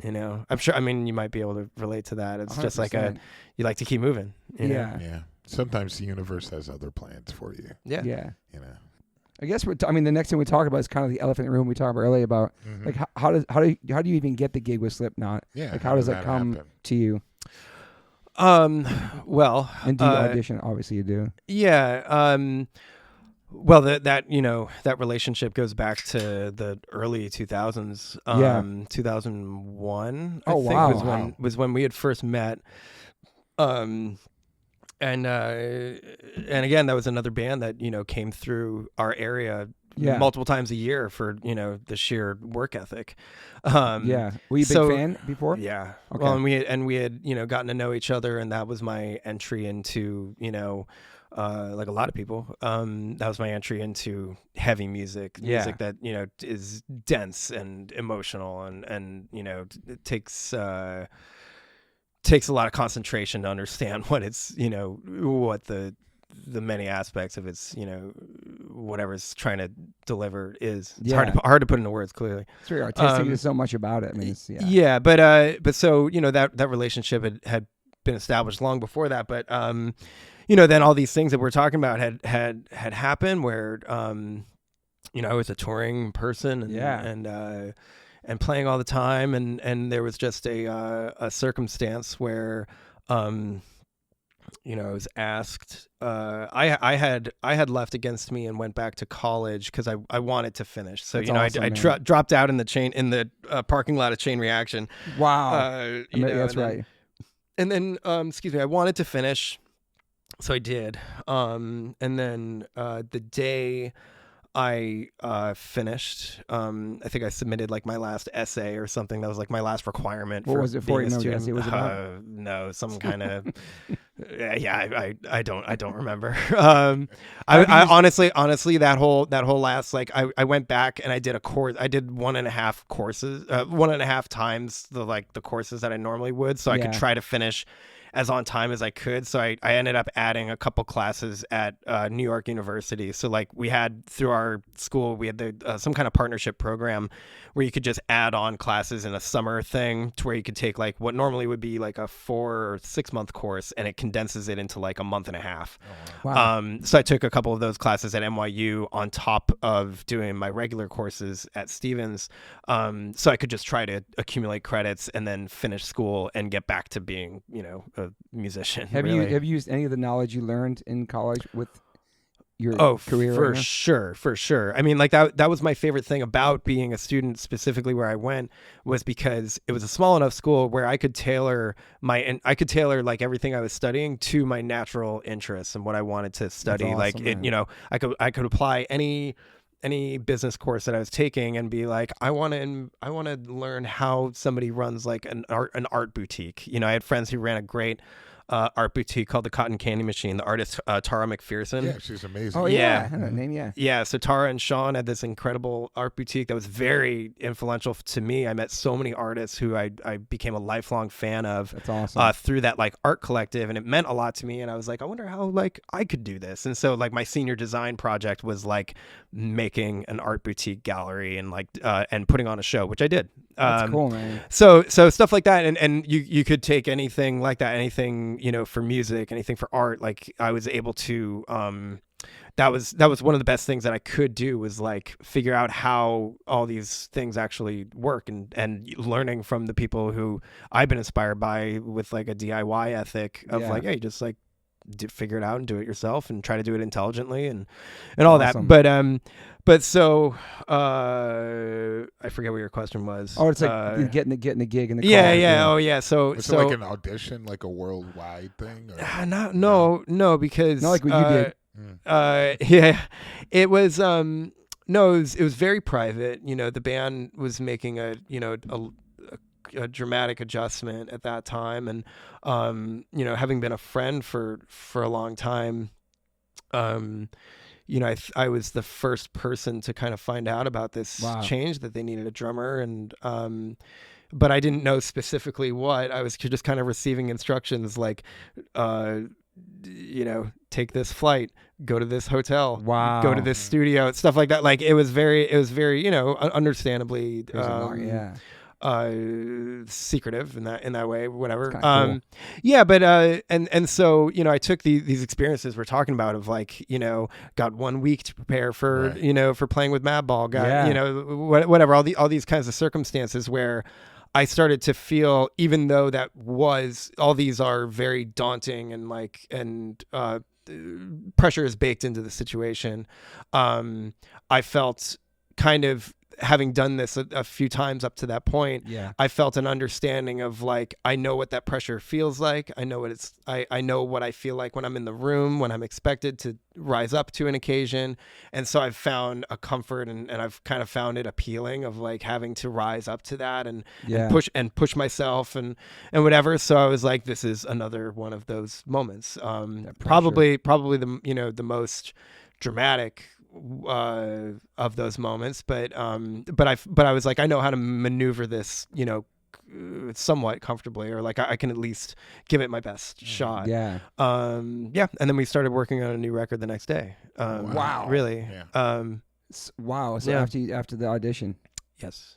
Were you nervous with the audition? What's that? Oh, of course. I mean, as anybody would be. But for me, honestly, it was sure, like all those nerves and all those, natural things that you feel in those high pressure situations, those come into play. But like, then at the end of the day, it's also kind of like if someone's asked me to come and play for any reason, clearly there's some sequence of events that has led us here, and I have to just trust in this moment and just have fun with it, because whether it was with the E Street Band, Madball, Against Me, Hesitation Wounds, blah blah blah, the things that I had understood, that it's like the things that carry you through those moments are just like the tenacity, the application, and just trying to show up and put the best foot forward possible that I can feel. And then if I do that, then I get to be satisfied with that effort at the end of the day. And that's kind of been one of the consistent things in my experience of being a musician is just that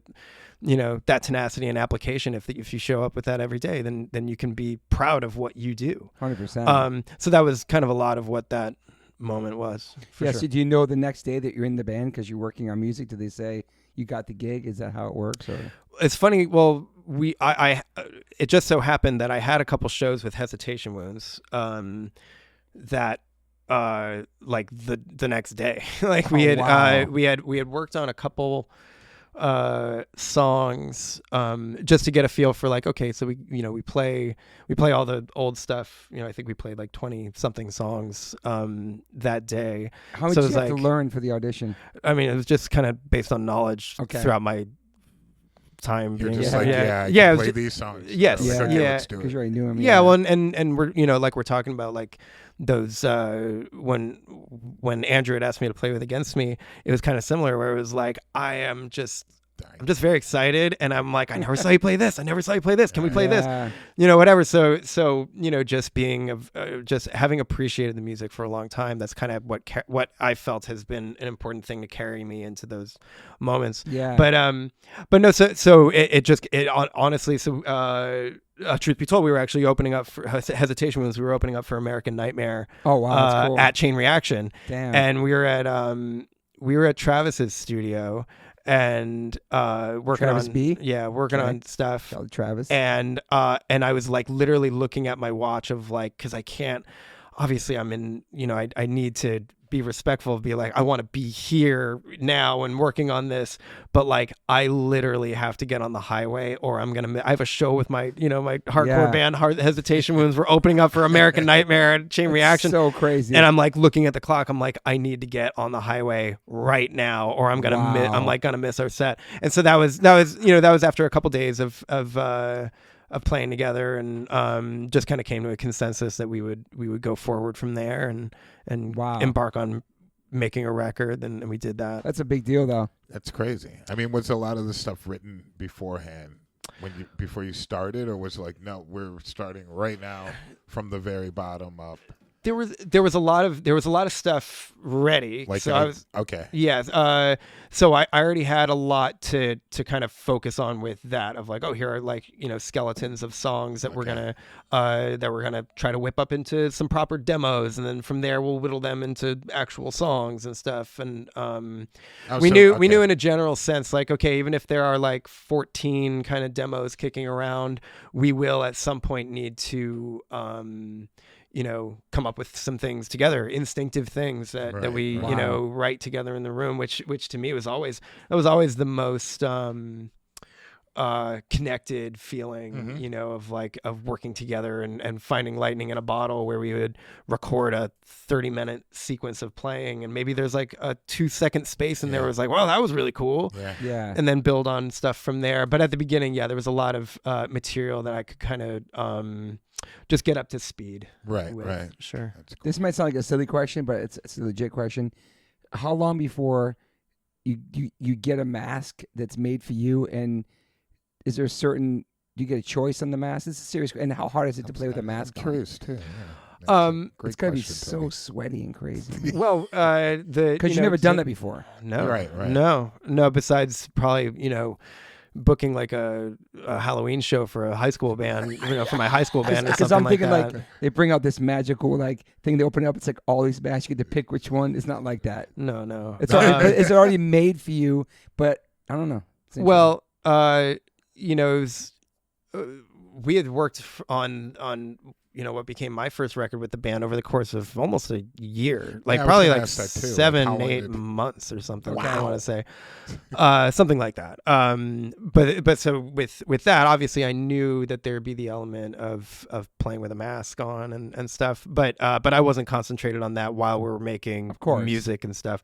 But then once that was completed and the record was done, then we started to turn our attention to that. But yeah, it was a whole thing. I knew I was going to have to, not only are you playing, challenging music, but then you have restrictive elements of like, it's definitely not as easy to breathe. It's definitely not as easy to see. It could make you break out. It could fuck your face up. Like, sure. Well, actually, I had the best skin of all time because I was constantly cleaning my face. So, so my skin did wonders for my acne. Wow. And so it stays on there. It's like it's extra sweat. Yeah, it must be extra hard to wear that. But you're an artist. I'm sure you had some say in the design that you wanted. Right? Over time, I felt like it was interesting that obviously it was an artistic element of the band that I had an understanding of and respect for, as it you go from album to album and all the masks kind of change and evolve and stuff, and I was like I found that to be really interesting, but I also found it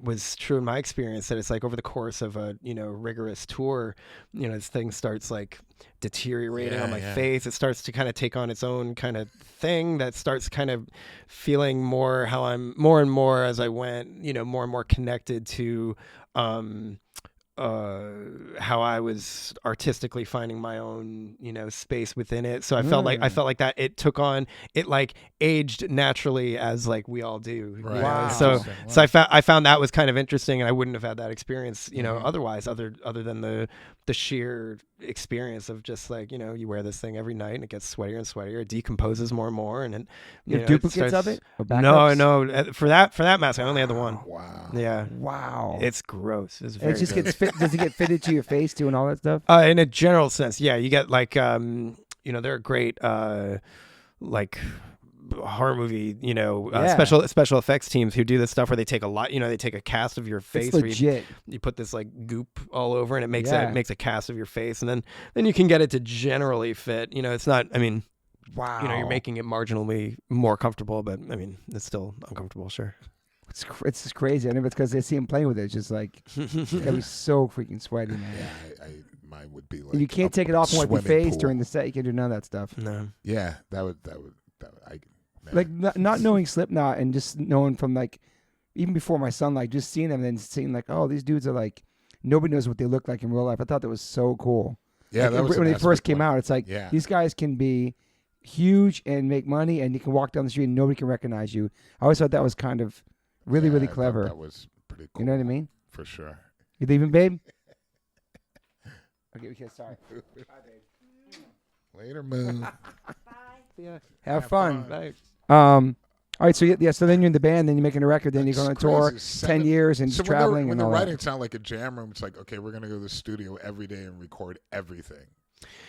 Yeah, I think it got to a certain point where we had like completed working on like, okay, here's like existing demo material that we're gonna work and refine and turn into stuff, and then it's like we would listen back to a whole plethora of that, like probably somewhere in the vicinity of like between 15 and 20 of those kind of the songs. Wow. And then we're like, okay, this is all great, but we're missing this kind of a vibe, like of that should be it should be represented, like something that captures this sort of element of what we're doing, which is, like we're talking about with Hesitation, was the like given yourself a little bit of a sandbox to kind of play in, of like, here's the restrictions, try to come up with something that's impulsive and instinctive and in the moment, and see what happens. Get the album cohesive. Yeah. So we worked with a great producer, Greg Fiddleman, and so he was kind of steering that sort of effort of like, all right, this is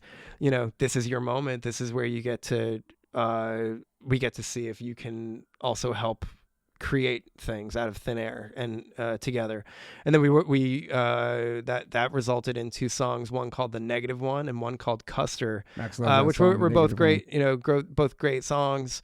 And they get, we wrote those in 2 hours each, and those are like my favorite musical moments, no matter what project. It's like when you can find lightning in a bottle and inspiration, moments of inspiration like that, that's hugely impactful. And when you can capture that, it's hard to do. You can work for months and months and months bashing your head against the wall, trying to reach a moment like that, and you might never. So when you do, and fortunately in that space of time, we found it twice. That was hugely impactful. Sure. Yeah, We Are Not Your Kind also. I know all these songs because Max, because he loves the band so much, and like really catchy, like really great songs. Like that was a great, very thorough process of like 3 years working on, a lot of that was worked on the road. We were on tour for a long time, supporting the record before it. So we had a lot of time to have ideas on the road and work things out, and come off tour and work on things, and really just like refine, and songs would go through 20 different versions before before their last iteration or whatever. And that was that much time too. No real pressure, which led to just like so much experimentation and a pretty tremendous like creative it's experience. A different than going to Queens and writing songs with Mitts.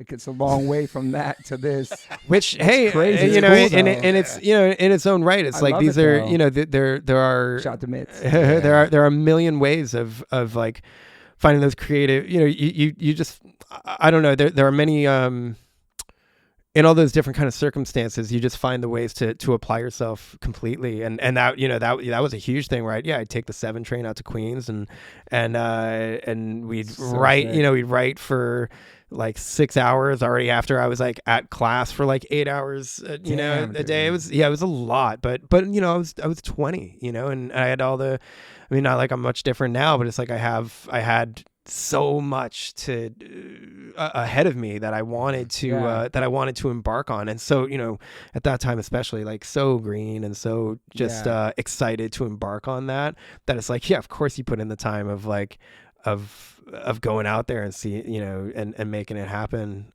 It's awesome. I love how you kept education so important throughout your whole career.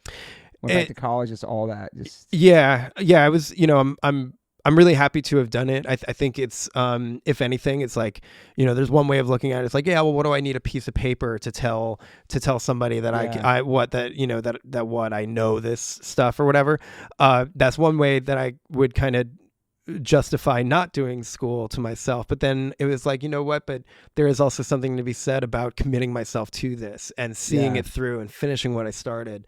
That meant a lot to me and the fact that like education's in my family, my mom being a teacher, it was like, I wanted to do that for her in a way, like she was such a glue, is such glue in our family, and education is huge. So supportive of also your creativity and playing music and doing all that stuff. It was all of it. And nothing was less important or more important than the other. It was like always, and I think that helps feed into like, maybe how I approach like time management of like nothing, I can't put more importance on this thing at the expense of this other thing. It needs to all kind of be in harmony together. So I think that forces you to find creative ways to make it all work rather than like, no, I'm not going to do that. I'm just going to skip, I'm like going to skip my concentration on that and just focus on what I have fun doing or whatever. It's like, no, there are things that are worth pursuing, and it takes hard work, but it's a worthwhile endeavor. Back to Slipknot for a second. How does your life change? I'm not saying just financially, but you're in like a gigantic band now. it changes a lot for you, probably. I would imagine so. Not you as a person, because you're still a hardcore kid, but right. now you're in this massive band, arenas. It's all the stuff we kind of talk about, like traveling, and it's just a different world as far as like your life, I guess, style, huh? Well, and being busy too, and like really staying on the road. Yeah, that's for sure. Relationships, all that stuff. Yeah. Yeah, I mean, I'd say it took kind of the culmination of every experience I had until that point, obviously. It's all leading up to slowly, organically too. Like becoming comfortable in high pressure situations, or as comfortable as I can be to operate within it and push myself, elevate what I'm bringing to the table. And yeah, it took every lesson I had learned over, at that time. I mean, I started playing with Bruce when I was in 2009. So then this is like 4 or 5 years later. It had taken every lesson that I had learned and just took how I was applying it and turned it all the way up to 10 in every conceivable sense. And truthfully, like, I guess, I mean, I think I am too much in the middle of that, over those years where it's like, I don't have any kind of way to reference like how my life changed, because it's just my life. But, especially growing up around it too. And I mean, it definitely, it became, the single thing that I dedicated, myself to for nearly a third of my life, really, and, and truth be told, like, I'm at kind of a point where I'm not quite yet really ready to talk about it. Really. And that's not, not to dismiss the conversation, but it's like, but it's, I've spent time and spend time just processing, I'm sure, the entire experience. 'Cause, and the experience not being, the last 6 months, but really the last 10 years. And finally, in a way, processing all of that. And it's a lot to digest. Yeah. And,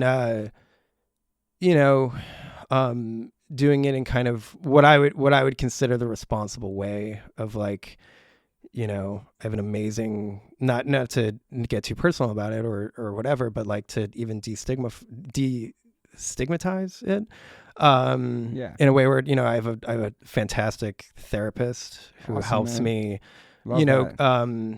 before I, speak on it. It's like, it's important for me to do the right work of processing, these events that, like, you spend 10 years exclusively committed to one thing.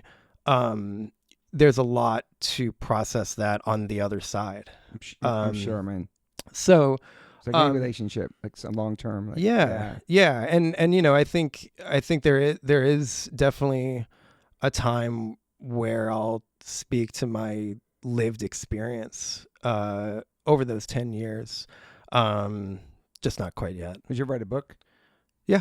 Yeah, I can see that. Yeah, I write a lot. It's one of the ways that I think, is a responsible way of that processing, and that's one of the things that through therapy has actually been, literally therapeutic, Yeah, I'm sure, man. It helps you understand moments, periods of time, long periods of time. And it kind of helps you just kind of contextualize that in the greater scheme of life that you're not able to when you're kind of directly just consumed by it. Yeah. Did you ever have therapy before that in your life? At points, not here and there. But I think anybody who, embarks on trying to prioritize their mental health and pursue happiness through really tackling these things. I think anybody who embarks on that kind of journey for themselves can understand when, when you find different therapists or different approaches or whatever. Sometimes it doesn't work out. Sometimes it's like, oh, it's not the way I really approach this or whatever. But I'm in a place where I've found somebody amazing. That's who, cool. Where I actually feel the, like I've used this expression before, but that pedal meeting the pavement of like, wow, that, this helps me contextualize, this helps me process, and that's huge. I think, cause it can get a little bit demotivating when you're, trying to search for answers and search for, help with, like, when you turn over to trying to find somebody of like, help me process this incredibly complex, moment. It doesn't happen overnight. And some people might find that, to be a dejecting part of the process of like, it's hard to find a good therapist, but when you do, it's a worthwhile pursuit. And, it's an invitation to anybody out there who's in search of that, that even if it is difficult, if you hit, those obstacles of like, you don't feel like you find the right person to talk with yet, they're out there. It's a worthwhile thing of searching for if you need it. Yeah, I definitely found one. I've been to my therapist twice. I talk about it on the podcast all the time. I'm the only person in my family who started going to therapy. I've been there twice. I'm just so nervous to go back because we started like taking back these layers. I'm just so scared about what's behind these layers because you block out trauma as a kid. But I know I have to do it. She gave me a book to read, which I haven't really read yet. Like, you have to do the work. Like, the therapist gives you the tools and you have to do the work. And I mean, they'll give you books and things to talk about. And completely. She gave me something that like I could squeeze on airplanes so I'm not scared of flying. Like this like vibrating thing you can use for traveling because I have a thing at flying. But there's a lot of things I need to like focus on. But yeah, the more I talk to people and going to therapy, I know it's totally good for me. And it's just about going back to her because I had such good 2 conversations with her.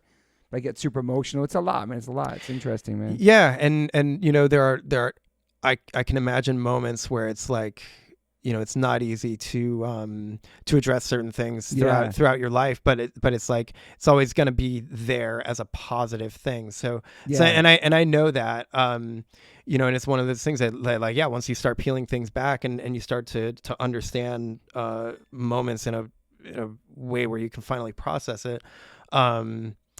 It certainly, I mean, that's what it's there for. It's there to help us sort out those, you come to the table as like, I almost envision, you come to the table as like this tightly wound ball of like rusted barbed wire, and you have to just like systematically try to unfold it and try to make really but that's your mind and really and so it's been helpful for you. Being patient with that process of understanding like, wow, unraveling this really takes a lot of work, but it's it's like we in some aspects, like we owe that to ourselves to try, or at least for myself of like doing that work of that is difficult, but you end up better able to understand things and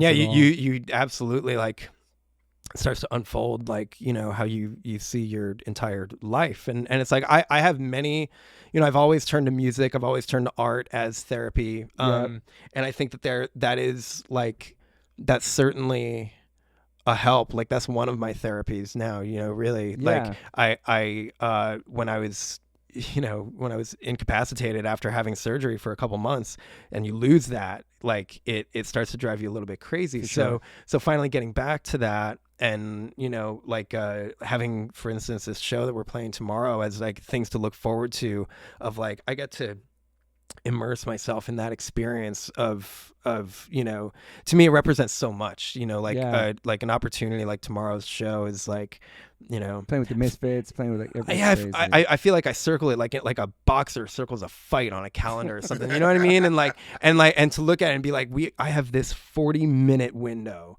to exercise so much and to immerse myself in this music that means so much to me, to play with these people who I'm really honored to have the opportunity of playing with, music that means a lot to my upbringing and means clearly a lot to, to everybody that's there.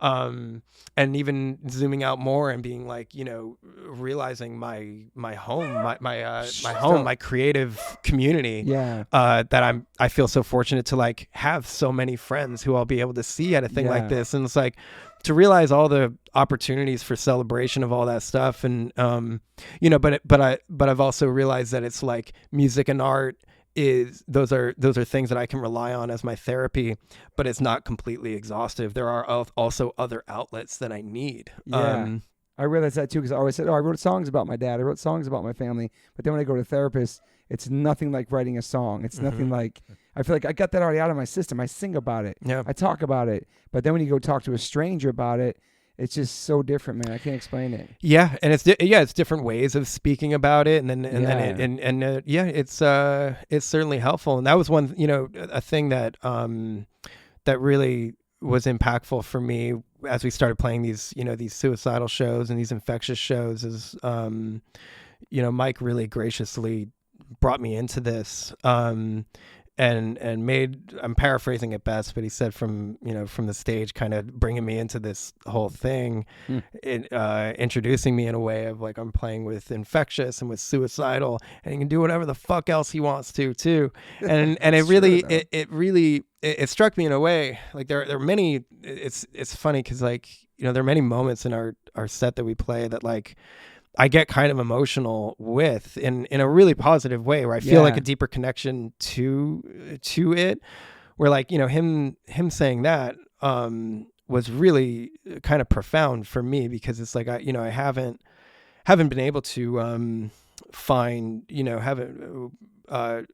never had the ability to pursue other ways of expressing and like we're saying, like it's that therapy. There are things I'll get out, in one aspect of my creative life that the other aspect of my creative life might not touch on or whatever, but to have the ability and to have the encouragement to be a part of this thing that I really enjoy, but also the encouragement to do other things and explore and be, Mike was very understanding of like, he's like, look, coming into this, he knows what I've been through, and it's like, I know that you have a voracious creative appetite, and I want, Suicidal and Infectious to be part of that, but to be encouraging of just being like, have at your entire creative life, awesome, is really kind of profound.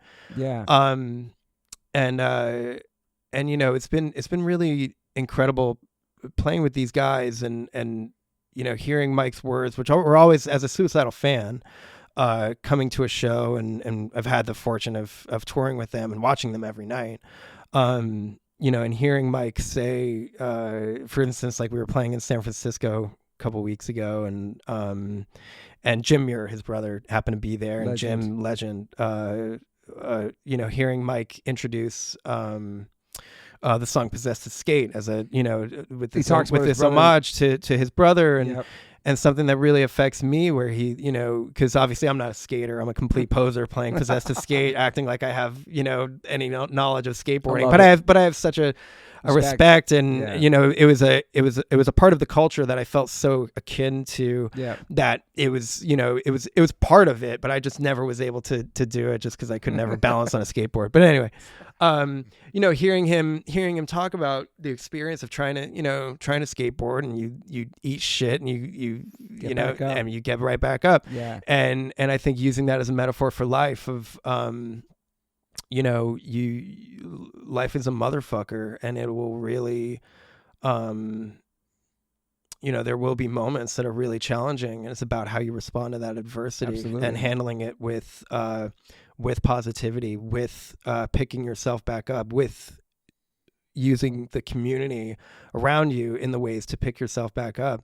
And so it is a moment where I get kind of emotional, when we play "Possessed to Skate," because it really feels like that's, it's a moment where I really very much so connect to that message. Yeah. And I really, in ways that I haven't before, I feel a connection, like we're talking about, music and art is therapy as literal therapy is different, or whatever. But it's like, it feels, I don't know. It's just a really great moment where I feel very connected to those messages. I've always felt connected to, to the message of Suicidal, and to be asked to now be a part of it, and be a part of that message, especially when it, really rings true to my life. Yeah, it's awesome. It feels, it's incredibly rewarding in that way. Yeah. Do you feel like you have, still have to prove yourself?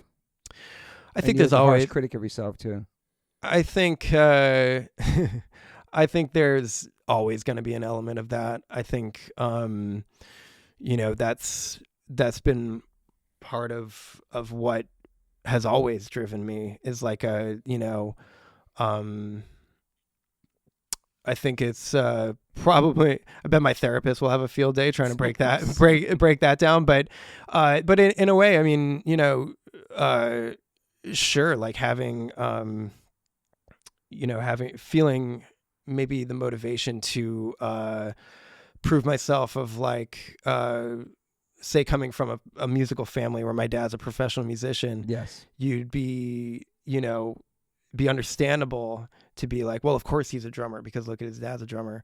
But having approached it from very different ways, where like he and I very much so connect on that, but from completely different schools, completely different, ways of approaching music or whatever. I think there's always, like we spoke about earlier, when we were splitting drumming duties within the same band. Yeah. There was that need to not one up him, but to up myself, Yeah. I think that's yielded my best like creative results for myself. It's like, I'm not doing this to, to impress anybody. Like, I'm not doing it for any kind of that external gratification. Yeah.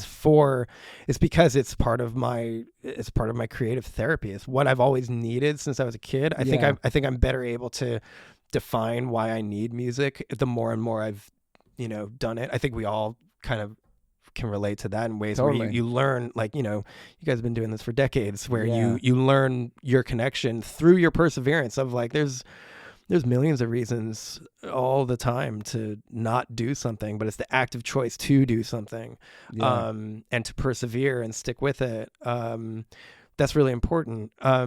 So I think, with all that in mind, it's like, I'm just doing it to try to be the best version of myself, and to inject all that enthusiasm and creative energy into doing something that'll hopefully move myself, that'll hopefully, be something that part of whatever collective I'm in is proud of. Yeah. And have fun. And of course, and that's what it's always at the crux of it. It's like, there's no reason to do something if it's not fun. Absolutely, man. Because then why are you pursuing it? That's like a job you hate or something. Yeah. But this is, it's a lifelong pursuit. I think, that's still learning too. It's obvious every day, know? And so I've pushed myself, since that first Bruce tour in 2009. It's been 15 years of pushing myself, and that's quite a bit of time to. I don't really reflect all that much on like where that started and where I am now, but I am pleased that there's been accomplishments along the way, benchmarks where I'm really proud of the commitment to that, the commitment to this artistic vision or this artistic creation, that could only be a part of that. It's only that way because of that dedication. So that's always going to evolve and change. But I think, having a pretty well-defined, self-awareness of like, that's the reason why I commit myself to this, is because it's the thing I connect to in the most, to feel the most connected to the world, connected to myself. For sure. I'm sure you guys relate to that. Was it hard to learn funk songs? Yeah. Was it hard? Excuse me. Yeah, we got heavy there. We got heavy there for a minute, but I'd take it off there for you. Yeah, no, but I had to get You Lie and Your Breath Stank and Violent and Funky and stuff. Because you never played funk stuff, so yeah. Never, and it's interesting because playing with Bruce, so much of his music is all over the place. You're playing one. There's everything. There's. You played Born in the USA before? Sure. Holy shit, bro! It's fucking crazy. That song is a beast. Oh my god, bro. Well, I'm playing, and also playing with it. Like I think I only played Born in the USA once. Still. Well, and because when you hear. I remember I had this moment. I was like kind of floating above my body because here we are playing this song and like I'm kind of transported because it's just like here's Bruce, here's all these people you played Giant Stadium involved, too. Yeah. Just like when I take a lot of or have a lot of appreciation for those moments when I can be like I am playing Born in the USA with Bruce and the E Street Band, regardless of my familial connection to it, regardless of my dad, and I mean that's obviously the hugest factor of it is it's my family and it's this legacy and music that shook the earth. But it's your family too, man. It's crazy. Yeah. But to dip my toe into that and be like, I am actually playing this song with these people. This is an incredible moment. Crazy, dude. So yeah. But then to let's say connecting that to Infectious and stuff. When Mike asked me to play with them, it immediately turned on the switch for me of the like, oh wow, I have to crash course. I had an understanding of Infectious and the legacy and that there, the connection between Infectious and Suicidal and the kind of symbiotic relationship of all these people involved and everything. I've always found that really interesting. Even though I was never able to watch Infectious as an active band, you know, back when it was more active. But then, being tasked with like doing the research and finding out these songs and like, understanding the element of rhythm and the balance between the drums and Robert on bass is just like, it's so magnified. It's so like, I knew that was such a huge element that I would have a lot of homework to do. And especially with the fact that I couldn't even sit down at the drums yet, and that I had to do, I've done this a lot throughout my life of playing is like I visualize a lot. Like I spend a lot of time just like thinking like literally closing my eyes and thinking about like playing this song. What is it going to feel like? What is it going to look like? What is it going to, all those things. I'm really just trying to like put myself in that kind of situation. And that helps me kind of, I guess, approach how then I learn playing the music. Cause it's like one thing to like learn the parts, learn the songs. Yeah. That's the obvious part of it, but it's like the feel of it. And then like, how am I going to get up to speed with a take on heavy music that is very specific. And I need to understand the specificity of that, but approach it in a way that is authentic and genuine. And we've recorded new Infectious material. Wow, that's cool. Which was really cool too, to be like, get into a studio and see what we can make happen. That's like, all of a sudden I'm like, oh my God, I'm working on new Infectious material that crazy. Yeah. That is wild and trying to apply, whenever I put my best foot forward and try to do something that we can feel proud of. So so it's a wild experience, but never been in a funk band before. It's something else. Here's Infectious Grooves. Never been in a funk band. Here's Infectious Grooves. It's really interesting that you say that, that element of being able to imagine what's going to happen. Is something that's, I learned from actually like reading and hearing about Pele doing this. He would be almost sleeping before games. Really? And he'd be like dreaming about being on the field and what he's going to do in that moment. And I just started taking naps before shows, like really getting myself into a really relaxed state of thinking, like on stage, I want to be able to enact, like in certain parts that I feel that are weak, and just thinking about like, I want to step up on this part, I want to really, and envisioning that, envisioning yourself on that stage and doing those things has a lot of power and action, because you're going through in your mind. For some reason, it really helps me when getting on stage. It's just like natural, That's cool. Yeah, and it's such a visceral experience, especially with the music that we love, that it's like you have to, you have to become like a thing that like isn't yourself in a way. Right. And true. Totally. in your day-to-day, quiet life or whatever. And so it takes some kind of like, what is that gonna feel like? And how is my how is my neck gonna hate me for it and stuff like that, like just the whole experience. It's obviously my favorite thing in the world. You do crazy stretching before you play? I wouldn't say crazy, but I do stretch and try to take care of my body the best I can. Because that just gives you a leg up on being able to deliver. I feel I've never wanted to go on stage feeling like I could have given more, at all. It's like the hugest. It's not like a fear, but it's just like one of those things that you never want as an artist. Like you just never want to leave that stage feeling like you could have given it more. Will you watch videos of yourself and critique yourself and stuff like that? Well, it's I think in a sense of like so for instance, like I do these like drum cams where originally I only had one camera, and then a friendly person at GoPro was like, we can give you a bunch of cameras. I'm like, okay, cool, I'll set up like more cameras, and thank you. And so I got to, it was a fun exercise for me to benchmark my progress, really. Of like and truthfully that goes back to when I was a hockey player, where I would set up one like my parent would set up a camera and I'd be a goalie, right? So I'm fixed on one end, and they would just tape the one end, and then when we switched sides of the ice, they would go to the other end and then switch it back for the third period. So I would be able to watch that and try to objectively look at like, oh shit, I lower my glove here, or I make this choice here, I should work on that or whatever. I always felt that trying to apply that as a drummer would be somewhat helpful. Cool. And it's also something that I could share with, our audience of like, here's me playing one song, and then like 10 years later, here's me playing that same song. And you can, to me, I always wanted it as a benchmark for how I'm improving at my craft, and awesome. And that, this and that.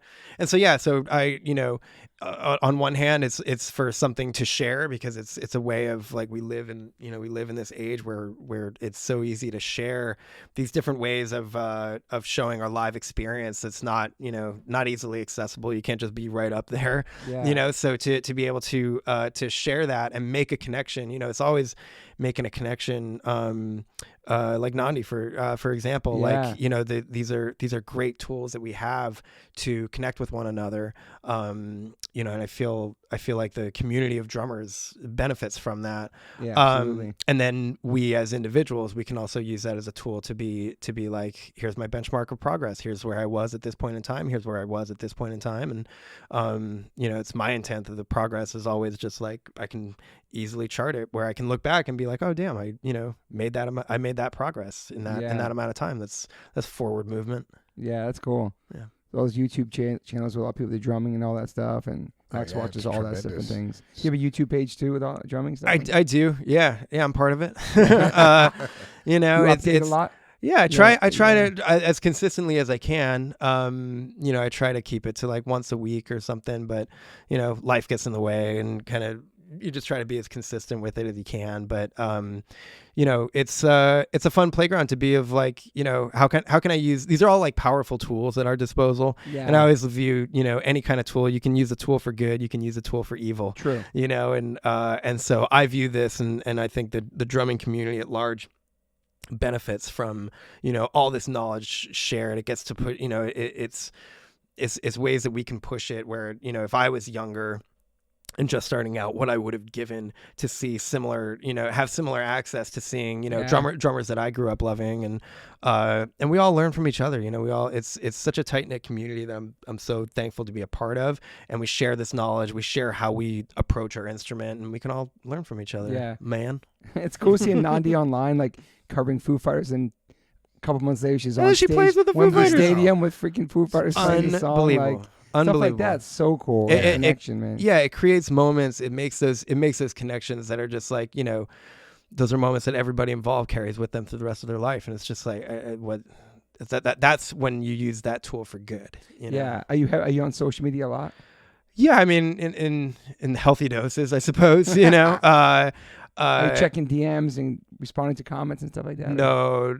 I think as as a creative person, like you know, I mean, sure, like getting in the mix every once in a while is fun when there's stuff to speak about or whatever. That is kind of more of a give and take. Something, but I think by and large, I think it's just kind of it's a one-way street of just kind of like, this is stuff that I'm up to and I really enjoy sharing it. I hope that it makes connections, but I think, you know, I think that's also there's also from being a person, like, you don't want to, I think, be exposed to just like exposing who you who you are and your these, like, I don't know, deeply personal things. It's like, sometimes that line gets blurred to a point where maybe that isn't the healthiest thing. And I think that's just a comment on like social media in general of like, you know, you have to handle it in responsible ways, or else you get, you know, lost in it, and the effect it has on younger people too. That's where I kind of take, like, you know, it's a helpful tool, but I worry about, you know, like, you know, what it does to say, for instance, a generation that doesn't know life without it. So it's like, so for instance, I was born in 1990, so I'm kind of like the last bastion of people who remember any sort of life without a phone in our hand, and without, you know, where I remember all this stuff happening and it wasn't just always a part of my life. So true. So, and that's not to say that I wish it was different. I mean, there are times and definitely I wish it was different, but it's just the world we live in, and you gotta exist within it. And I think it leads to, you know, I wouldn't have found this random band from Finland if it weren't for the advent of the internet. So it's good, but I think we all have our responsibility within it, you know? And so for me, I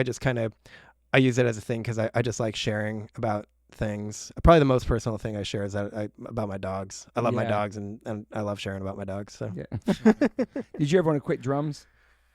Oh, that's a heavy question. No. I'd say the answer to that is no. You know, I think when you're really, you know, entering the arena of where this is something that you do like day in and day out, and it's what you commit yourself to.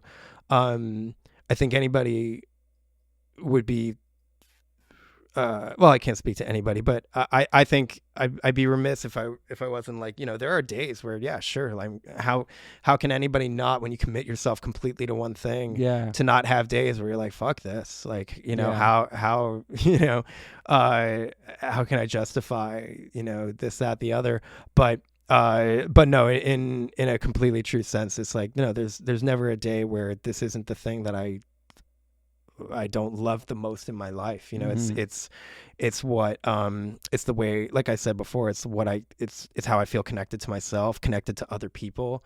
And that's what I cherish in life. So no, there, you know, as you know, as difficult as whatever gets, it's like, no, I never forget that true love that I have for what I've committed myself to. So no, in any real sense, if you know, catch me on another day where I might feel differently, but no, it's what I love to do. I would never leave it. What was your last real job you had before music? You had a boss. Well, I cleaned horse stalls in like central New Jersey. That was kind of like, wow. That was kind of like, that's legit. So I grew up in like rural New Jersey. Middletown literally is where I grew up, and a lot of farms around there. So those were like my, you know, high school jobs and stuff, was a lot of that. And then I started, you know, touring kind of right after that, which is a very, you know, I understand how privileged of a thing that is to be like, you know, I started touring around full time when I left high school really, and became became a college student and went on tour. But you know, that is to say that it's like, when that became the thing I wanted to pursue for my life, it was also something that I had to pursue responsibly and like, like a job. I try to always keep a healthy buffer between what I consider like my creative life and what I consider like, a job or whatever. But it's the fucking capitalist society we live in that we have to. Yeah. But I think it's just using your creativity to live a life that I feel is worth living. And you did all the work. I mean, totally. Don't discredit that. I mean, privilege, whatever. I mean, you did the work. It's incredible that you had that opportunity, but you were working your ass off to get to that level. Yeah, and you didn't want to hand it to you from your dad. You want to find your own path, find your own music, and do your own thing. You'd be proving yourself even more. Totally.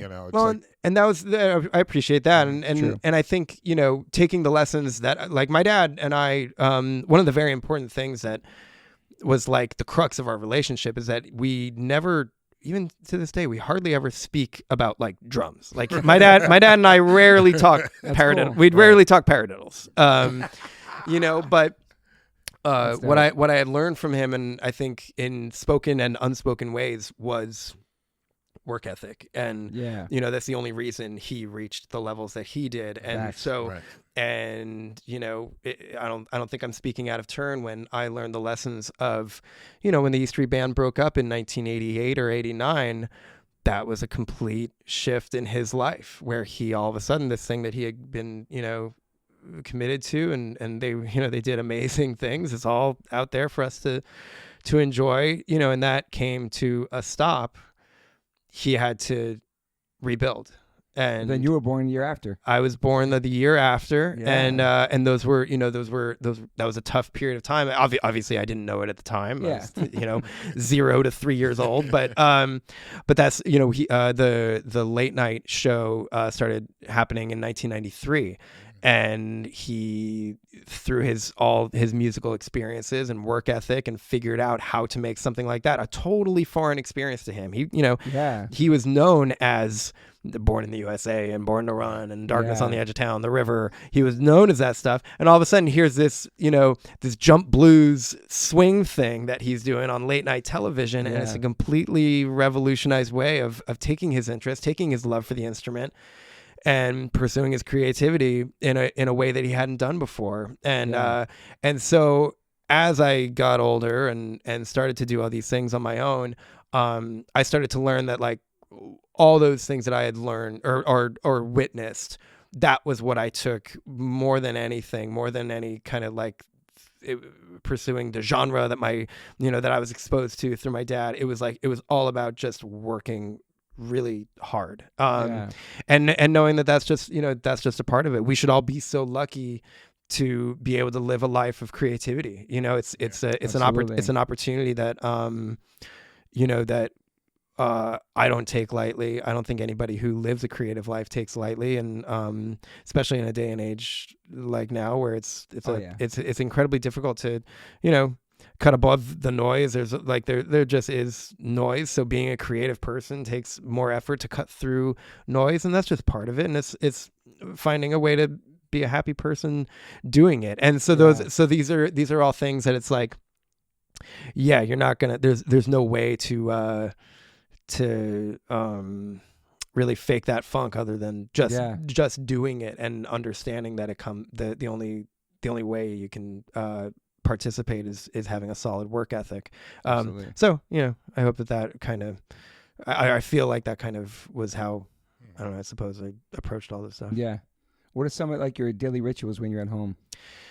Are you a coffee guy? Yeah, I'm a coffee guy. I walk a lot. You're saying that. Yeah, I find that's like, especially like getting my physicality back, and like totally.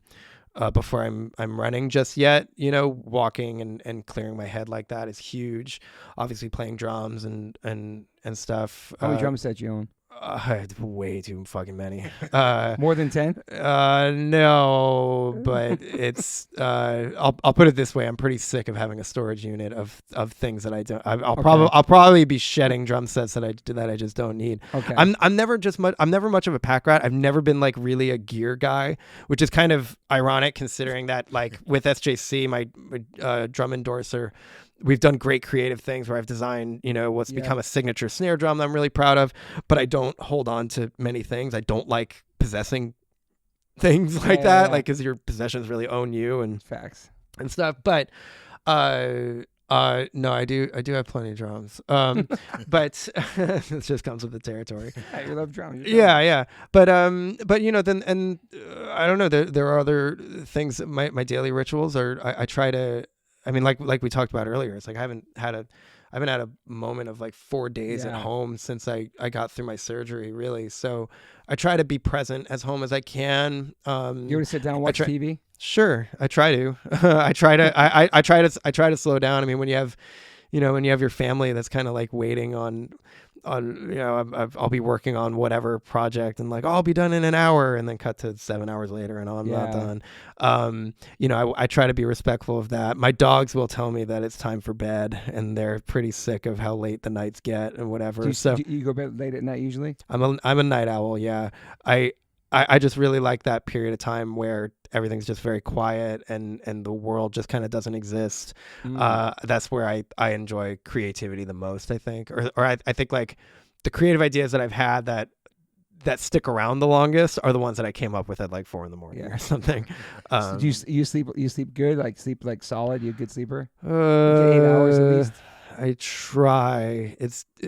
Sleep has always been pretty difficult for me. Your whole life? Consistent. Yeah. I think the more and more I like to take on more and more creative things, but I think it's at that point that like you just encounter those like creative walls, and you try in your subconscious to break through that while you're sleeping, and then you wake up in a cold sweat that you're like having a nightmare of a creative issue or whatever. I experienced that for sure. I try to break out of that, and it's actually this might sound odd, but I watched this documentary of the making of South Park. Where we're documentary guys. Yeah, so one of the creators, I forget if it's Matt or Trey, but they have a fascinating way of, I guess it always should have been obvious to me, but they have to create an episode. They have to come up with an idea of an episode, and then like 5 days later, the episode has to be on air. So you have to kind of like you learning songs in bed. Extreme, yeah. So you have an extreme concentrated creative energy that you have to whatever.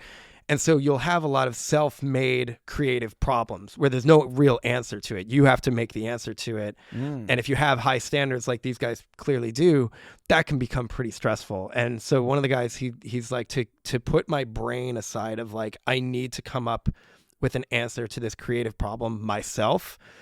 I need to be told what to do in a different creative sense, and that's building Legos.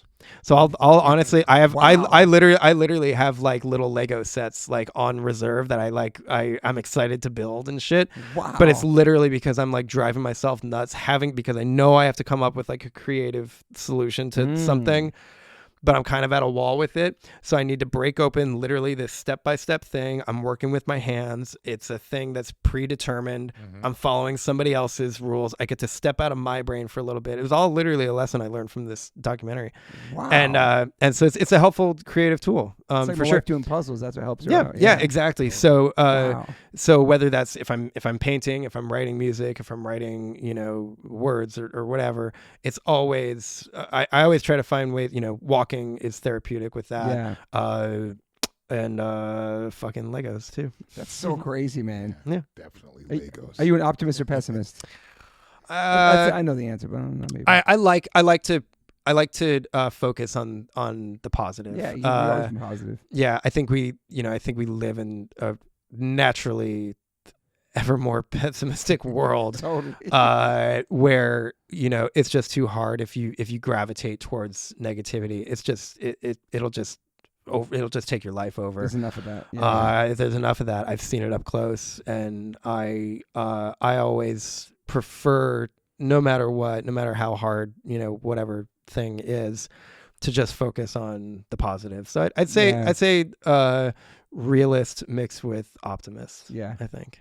I like that. Yeah. And any major regrets in your life? No. Damn, I love that. No hesitation. No, there's no time for that. Yeah, no regrets. What about having kids someday? I know you're married. You have kids someday? Yeah, we talk about it. It's something that I think my wife and I feel a calling to. So Someday. You're still young. Yeah. It's just one of those things where it's like, I think you can kind of feel.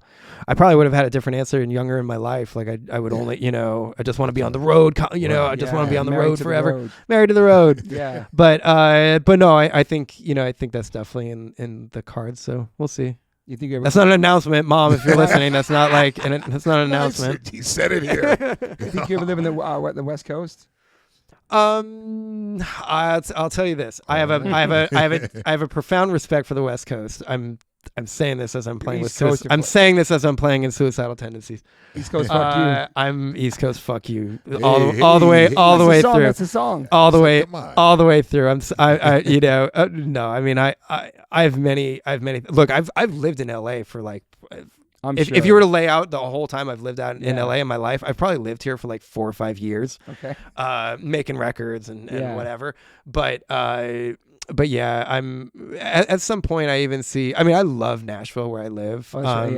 It's a different kind of energy. I wanted to. A lot of friends out there. I wanted to move somewhere.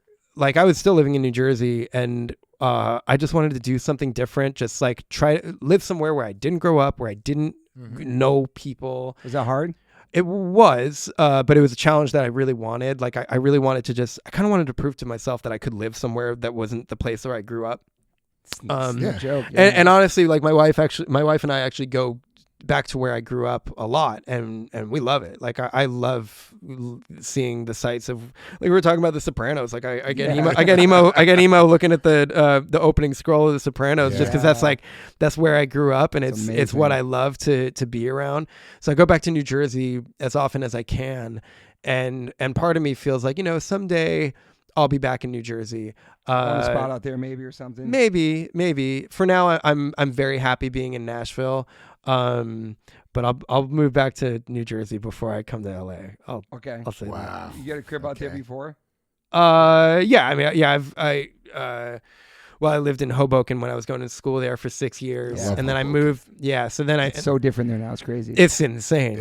Totally. Oh yeah, I mean, every time I'd come home, I'd come home from a tour, the whole city, the whole city is like it's a square mile. What was that one spot, the club that was Maxwell's? Yes, Maxwell's was the best. That was the best. So when I started going to school there, I would go to shows at Maxwell's all the time. I saw the Melvins play there, and saw a bunch of bands play there.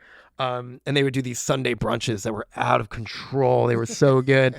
Does it still exist? No, they closed down. I met my painting teacher in Hoboken. She's still there.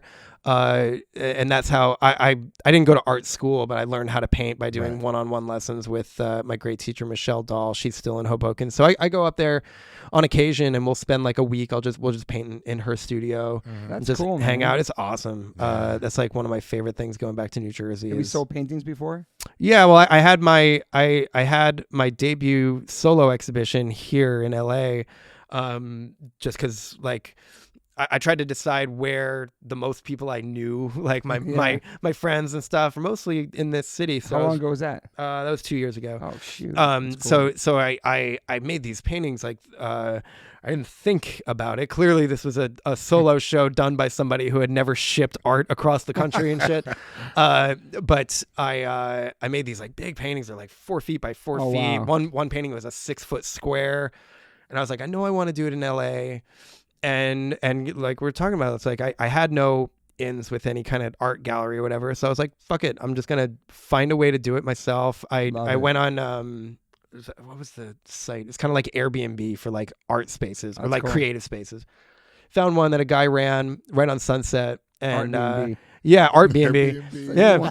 And my wife and I created up all this art, shipped it across the country, got it out here, and I had my first solo show here. Oh, that's amazing. And yeah, I was really pleased. The show, it did great, and I'm really happy with that. I'll be showing art from that show at No Values tomorrow. Okay. Nice. And yeah, it's a way, it's a complete different animal and outlet from that, and but that was 2 years ago, so I'm very much feeling the calling to creating a new body of work. Since then, I actually shifted my focus to designing drums. I made a whole it's okay. Excuse me. I made a whole line of like signature drums with my own art through SJC. So that was a big endeavor that we did. And yeah, I often feel like when I'm at a pausing place with music, that if I'm like kind of burnt out on that, I can turn to visual art and vice versa. It's kind of symbiotic in that way. That's awesome. They're like creative outlet. Yeah. I got an SGC snare in the garage. It's like a one of a kind liquid death one. Yes. Oh, that's sick. I love when the aluminum light just like the can. Yeah. I love that. My friend Joe Vasian, he edits this podcast. He's my producer. He's from Queens. He wanted to say, personally, he would say, thank him for drumming for the Pure Love's only U.S. show in Brooklyn. It was one of the most memorable nights of my life. Oh my God, he was there. Yes. Wow. Yeah. I played a one show with the band Pure Love. Yeah. Shout out to Jim Carroll and Frank Carter. That was a wild experience. That's awesome. Yeah, those guys were super cool. That's crazy. I love St. Vitus. St. Vitus. That was the only time I've ever been able to play St. Vitus. It's one of my favorite venues in the world. It's a good venue, man. Yeah. Wow. That's a great. Any more questions for this guy? Probably off. Oh, wait, what about sobriety? You seem like a party guy. I've never been a party guy. Even when you were younger in school and stuff like that? Or? Yeah. It was all. Truthfully, I felt like that was kind of a thing that alienated me from most people. Like I kind of, teach their own. It was just never something that spoke to me. I wanted to concentrate, especially being like 14 years old. I felt like where some other people's priorities might have been partying and getting into that, I found Minor Threat let's go. And so did you claim straight edge? Back when I was a kid, okay. back when I was younger, but I think I just stopped, like not for any any real reason or whatever, but no, it was always more important to me, like, because I grew up kind of where partying was like just a big thing. Totally. when I was 14 and 15, like early age where you're still like a really impressionable, your brain's still developing and stuff. I just took that time and just holed up and played music. And I think that was, maybe that was the antisocial choice of like, I'm not participating in this and I'm going full bore into like just focusing on music and I love it, and man. starting that. It's like those are the choices we make, but I would never change anything, because I think those were my priorities then and now. Yeah, it can sometimes be a lonely road making those choices, but it really has a payoff. Yeah, I think so. Well, and you find your people who that also resonates with. It's 100%. Like I didn't want to find my community in getting wasted on the weekends. Yeah, I wanted to find my community and people who wanted to commit themselves to the similar lifestyle that I saw for myself, and that takes more time. Yeah. That takes more just application of trying to find that community. But once you do, like we all have, and anybody listening to this probably relates to that, then that's where you find what's meaningful to you and your priorities and stuff. And people love you for who you are, not because you're their drinking buddy. Yeah. Right. I realized that in high school too a lot. I wasn't going to keg parties, and people started accepting me for who I was, a skateboarding, hyperactive, breakdancing, punk rock kid. Yeah. Do you know what I mean? I didn't party, but I still could hang with people. Yeah. That's Drink really water. important. It's like be able to have that open-mindedness. I think you were saying at a young age, it's such people's identity. You put blinders on sometimes. Yep. And that's kind of where I was going at one point, like where it's just like smacking beers out of people's hands. That's right. You were straight in psycho, weren't you? You went hate edge. I wasn't hate edge. It was just like kind of like dick edge. Sure. Like that guy's you just a fucking Earth Crisis asshole. style. Sure. But I I learned so much pretty quickly. When you get your ass kicked, you come really humble, where you're just like, sure, maybe I shouldn't have been doing that. Yeah. Maybe I should have changed. It's just so much of kids' identity back then. It's like, true. Do you smoke yet? But I love the fact that it's like once understanding, like, hey, you should really keep an open mind about certain styles of music and people around you. Things are always changing in life. You're going to change. Yeah. And it's so I think that's so important. Like, I'm glad that I learned at a very early age, like, man, I should just really open my eyes to everything around me, not be so blindsided and be like, this is my crew, this is my, my one directional type of thinking. You mean like a punk rock kid with the blinders on, kind of? Yes. Same. Yeah. Or a vegan, blinded by like that one, like pushing. It's like, hey, open your mind up a little bit more. I was like, what is this grunge shit? And then later on in life, I'm like, wow, Pearl Jam so metal. Sick. It was like a hard thing to get into too. I was like, that whole metal thing. My friend was like, you're the same. There's a moment. It's funny. My wife and I were listening to the Radiohead album In Rainbows, and I told this embarrassing story that's still like I'll go back. I'll say this is one regret I have, because when I was 16, I was so like, only thing that's important to me is Slayer, and like if it's not aggressive like that, I don't want anything to do with that. And I found myself at the festival. I think it was like the Governor's Ball or some Randall's Island festival, and Radiohead was playing, and I was there with a friend and watching and kind of being like, nah, it's not Slayer. I don't really care. But still, and I have a visual memory of it. And I'm just like, that was such. I'm sure now that would have been such an amazing show to be like there for, to like to respect it and have an open mind and listen. And I just didn't at the time because it wasn't Slayer. And so I was and so I look back at that. I'm like, I really wish I had approached being at a show like that with a more open mind, because now I love Radiohead, and I can't believe I was ever at a Radiohead not giving it the due attention that I should have been giving it. Right. And so I learned a good lesson through that of like to have a more open mind. Yeah. You ever into hip hop growing up? Sure, a little bit. I think maybe more hip hop, like like I probably came to hip hop through like the transplants and stuff like that, you know, like that's cool, man. So coming into it through kind of like the back door of how punk rock met, you know, hip hop in ways that felt like current to me. Cause I first saw transplants when I was like 15 years old or something. Crazy, dude. You know, so having, you know, we all have like different introductions into these like different, you know, styles or whatever. So I think I came to that more through like, learning about Rick Rubin through Slayer, and then finding out about, you know, that Jay-Z, whole all history, that stuff, all that. So that's cool. So those were kind of my entryways, and then, you know, then I can understand and try to appreciate it for where it came from, and not just how it became other things through like punk rock and hardcore, where that's I saw that was how it was more accessible to me, where I could understand it. And then, like, you know, so one of my favorite groups right now is Run the Jewels, and so I just saw Run the Jewels for the first time. Killer Mike, man. Saw them for the first time last year, and that was like incredible, unbelievable. We were at the Grammys watching him win. He won like 4 Grammys in a row. I watched and we were in the crowd, and we were just like going crazy, like each one. You like that record, the Killer Mike one? That was great. It's incredible, dude. Yeah, I know. That Run the Jewels record that came out during the pandemic was so good. It's like my favorite record that whole year. Four is like, I love that record. I know. That's a good one to get into. Great, man. You ever played is incredible. You ever played on a hip hop record and played hip hop? No, never have. I would love to. Would you like to? Yeah. Yeah, sure, for sure. Doing that. It's a different thing that I have a great respect for it, but it's just never anything that really was an opportunity to plug into. But just like, you know, just like being a funk drummer in Infectious, it's like it's a new thing. I'd love to take a stab at it. I love that, man. We're gonna see him show up like in a hip hop group next or something. Yeah, we'll see. On tour the Wu-Tang. Yeah. Well, thank you for being here. This has been awesome. Like, pleasure. I've known you for many years since you were young. We missed early. He played with us when he was a kid. Derek had talked about it earlier, but like, like just seeing your growth, all the bands you've been in, all your success, just everything. I'm so happy for you. Thanks, man. It's really cool, and to have you in my kitchen and talking.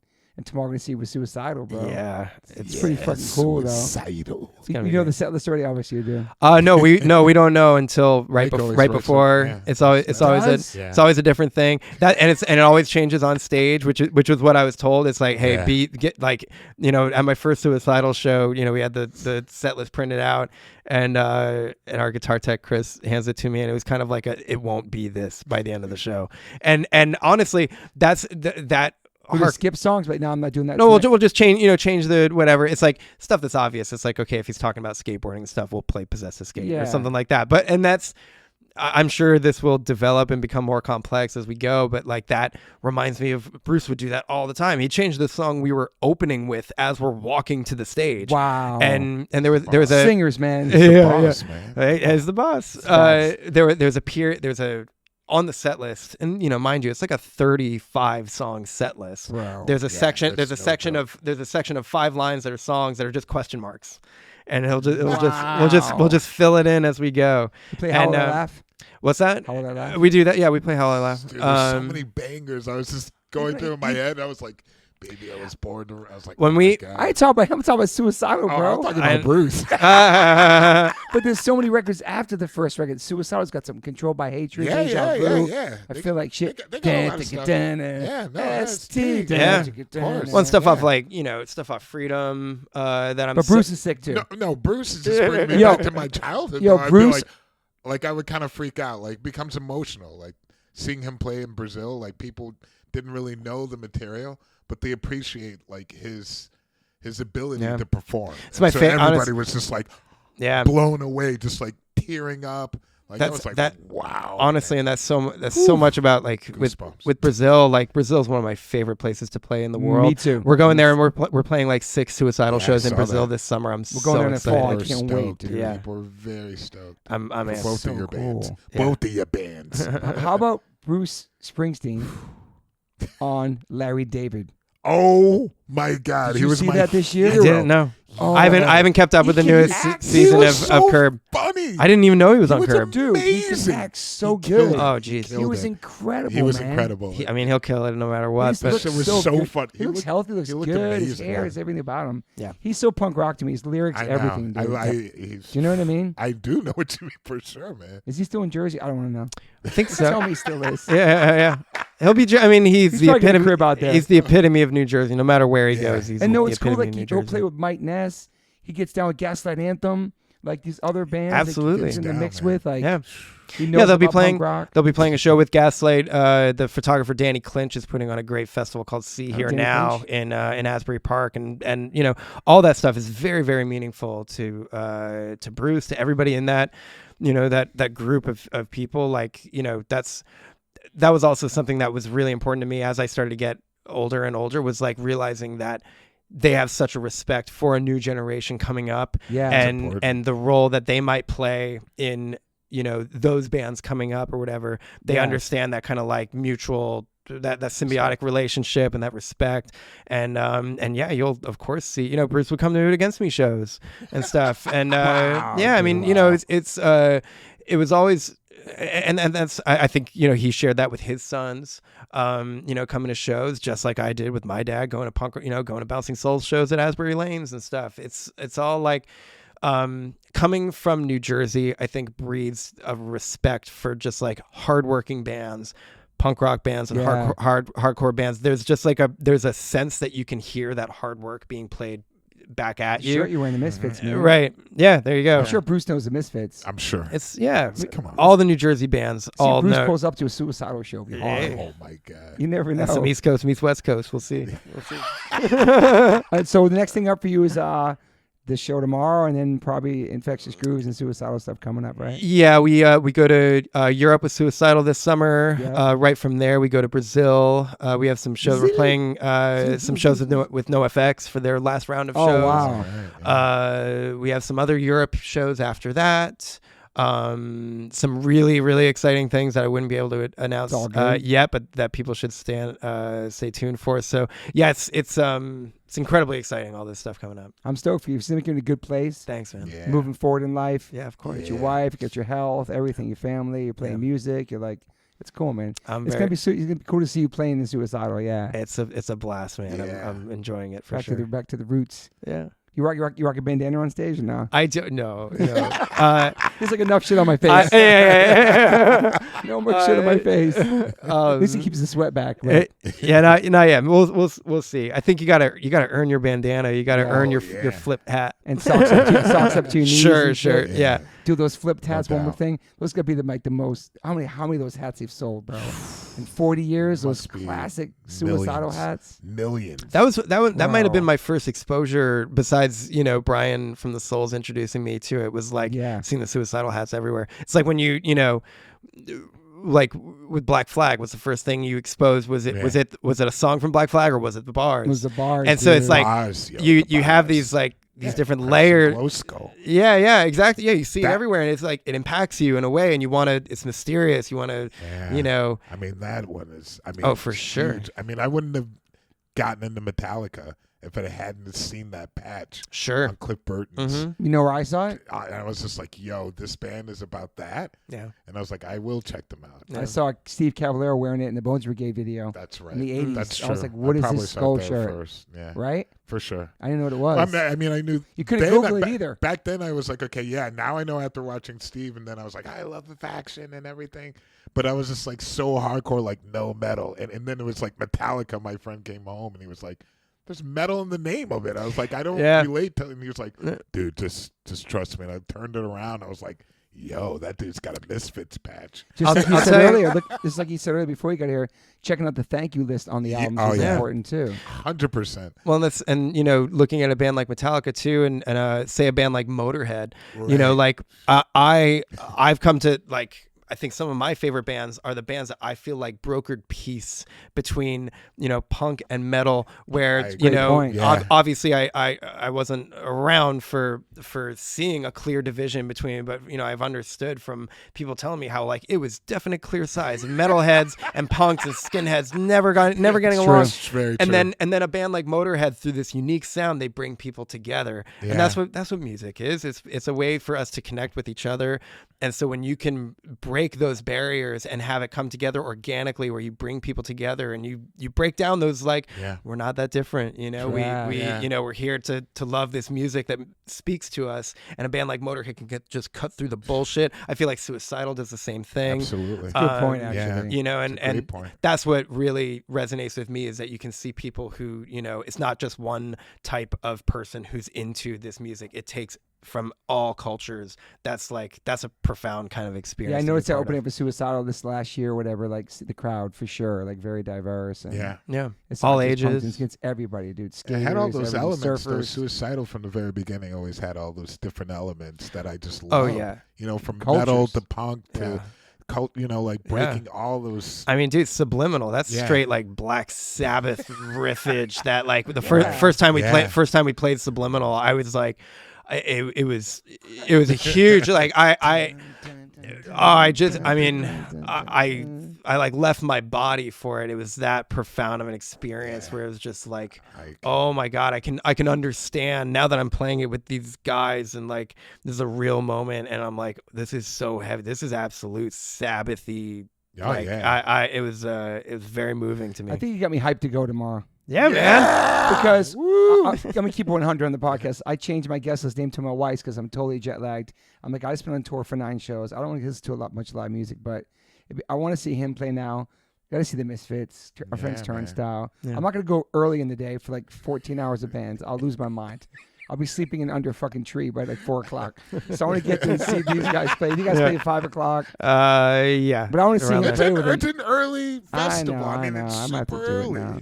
Just because I'm so hyped. You get me so hyped on it. Yeah. You're gonna be home in bed by 10. Also, Grayson's got all hyped to come. He's psyched to meet you. Super hyped. He's psyched to see you play. Yeah. I can't wait. He wanted to be here now. I know. He was really pushing for it. Well, I can't wait for tomorrow. Yeah, I mean, so many friends. I can't wait to see him. I can't wait to see everybody. It's everybody. Everybody's gonna be there. It's. I mean, it'll be overwhelming. You think you'll be in the pit? Yeah, it'll be pretty overwhelming. No. If I'm being responsible, I can't be in the pit. I gotta be a bubble boy with that kind of shit. No being on a bike for me. No, No more ice hockey. No skating. No, anything where it's too easy. Like, I got responsibility. I know. Absolutely. Yeah. Dude, thank you for being here for all this time and hanging. My pleasure. And really making it and coming through. We talked about this for a long time. You made it happen.